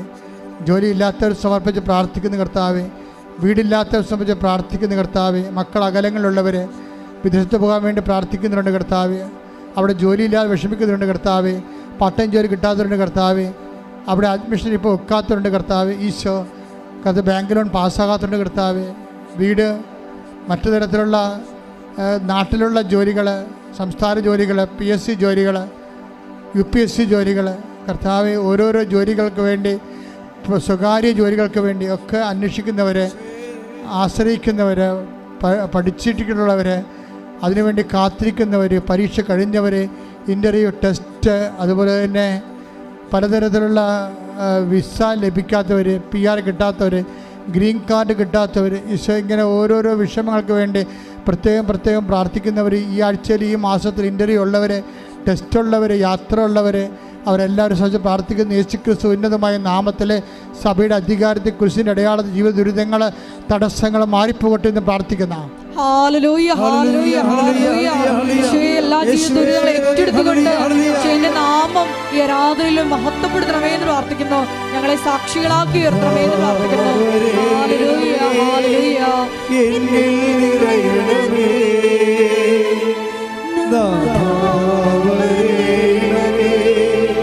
സൗഖ്യം നൽകണമേ, നാഥാ വരേണമേ, എന്നിൽ നിറയണമേ.